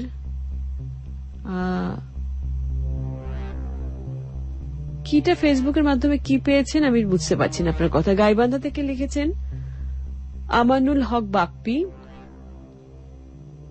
লিখেছে ভয়ে বুক কাঁপছে। আর একটা কথা, আমরা দেবর ভাবি একসাথে পরীক্ষা দিচ্ছি, দোয়া করবেন। আচ্ছা, আপনার খুব ভালো রেজাল্ট হবে, দোয়া করছি, all the best. Sohel Rana লিখেছে দাউদকান্দি কুমিল্লা থেকে, আপু তোমাকে অনেক ভালো লাগে, তোমাদের কুয়াশা অনেক অনেক ভালো লাগে, আই লাভ কুয়াশা, থ্যাংক ইউ আপু। তুহিন লিখেছেন রামপুরা থেকে, আপু আগের SMS-টা পড়নি, তাই কুয়াশা শুনবো না, বাট লোভ সামলাতে পারছি না, শুনেই চলেছি, প্লিজ SMS-টা পড়ো, I love ABC, thank you. আর দেখি শেষ SMS আরো কি এসছে, SMS এখন আসতেই থাকবে। ইকবাল আকাশ লিখেছেন, আপু স্টোরি আমি কিছুই বুঝতে পারলাম না, আপনি একসঙ্গে সমস্ত লেটারগুলো একসঙ্গে লিখেছেন, এটা পড়তে গেলে আমার সারা রাত লেগে যাবে। সুজল লিখেছেন দামপাড়া চিটাগং থেকে, just awesome story, I like it, thank you. আর কুয়াশা টিমকে থ্যাংক ইউ জানিয়েছেন, কিন্তু নাম পাঠাননি। কক্সবাজার থেকে লিখেছেন শারমিন আপু তোমাকে থ্যাংকস SMS পড়ার জন্য, রূপা। মাহিন লিখেছেন নারায়ণগঞ্জ থেকে, আপু কেমন আছো? আমি বেশি ভয় পাইনি, কিন্তু গল্পটা বেশি মিস্টেরিয়াস, আপু SMS-টা পড়ো। মাসুম লিখেছে অনেক অনেক ভালো হয়েছে আজকের কুয়াশাটা, থ্যাংকস আপু। নোভা লিখেছেন, আপু কেমন আছো? তোমার প্রেম রোগ শুনি, আমার অনেক ফ্রেন্ডস শুনে, যেমন মিথিলা অ্যান্ড সোহেল, খুব ভয় লাগছে। আচ্ছা, অনেক ধন্যবাদ। আচ্ছা, একজন একটা গান শুনতে চেয়েছেন।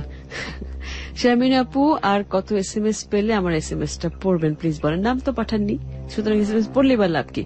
চামেলিবাগ থেকে মুন্না লিখেছে, আমি নটরডেম কলেজে পড়ি, বন্ধুদের বলেছি কুয়াশা শুনতে, অনেক ধন্যবাদ। সুমাইয়া লিখেছে নারায়ণগঞ্জ থেকে, আপনি ভয় আমাকে খেয়ে ফেলছে। আর মমতা হিনা গুলশান থেকে লিখেছে, আপু অনেক ভালো লাগলো কুয়াশা মে লিভ লং। অনেক ধন্যবাদ সবাইকে এতক্ষণ আমার সঙ্গে থাকবার জন্য। আজকে এই পর্যন্তই থাক, আগামী সপ্তাহে আবারও নতুন গল্প নিয়ে আসবো কুয়াতে, নতুন কোনো কাহিনী, কুয়াশাতে নতুন রহস্য বা ভয়ের কোনো কাহিনী। সেই পর্যন্ত এবিসির সঙ্গেই থাকবেন। আমার সঙ্গে আবারও কথা হচ্ছে এর মধ্যে প্রেম রোগে এবং হাওয়া বদলে। আর এছাড়া এবিসির অন্যান্য যে নিয়মিত আয়োজন আছে সব আয়োজনের সঙ্গেই থাকবেন। আর কি, ভয় পাবেন না, ভয়কে জয় করতে হয়, আর তারপরে জয় করে আবার পরের সপ্তাহে কুয়াশা শুনবার জন্য তৈরি হতে। ঠিক আছে, শুভরাত্রি।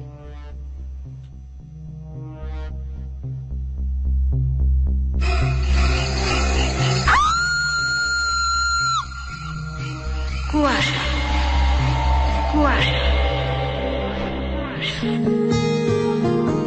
শুনতে থাকো, শুনতে থাকো, ABC Radio FM 101.8। আমি রাজীব চেষ্টা কেমন করে দেখি, জানি করে কিছু করতে পারি কিনা। এই রাম করলে কি কাজ করা যায় নাকি কোন দেখি বলো মায়ের কি হয়েছে কি হয়েছে ভাইয়া ভাবির কি হয়েছে ভাইয়া চুপ করো চুপ করো তোমরা চুপ করো এসব এসব তোমরা কি বলছো একদম চুপ করো আমার কিচ্ছু হয়নি কিচ্ছু না কিচ্ছু হয়নি আমার তোমরা চুপ করো এবার কুয়াশায় শুনবেন রোমাঞ্চকর এক কাহিনী।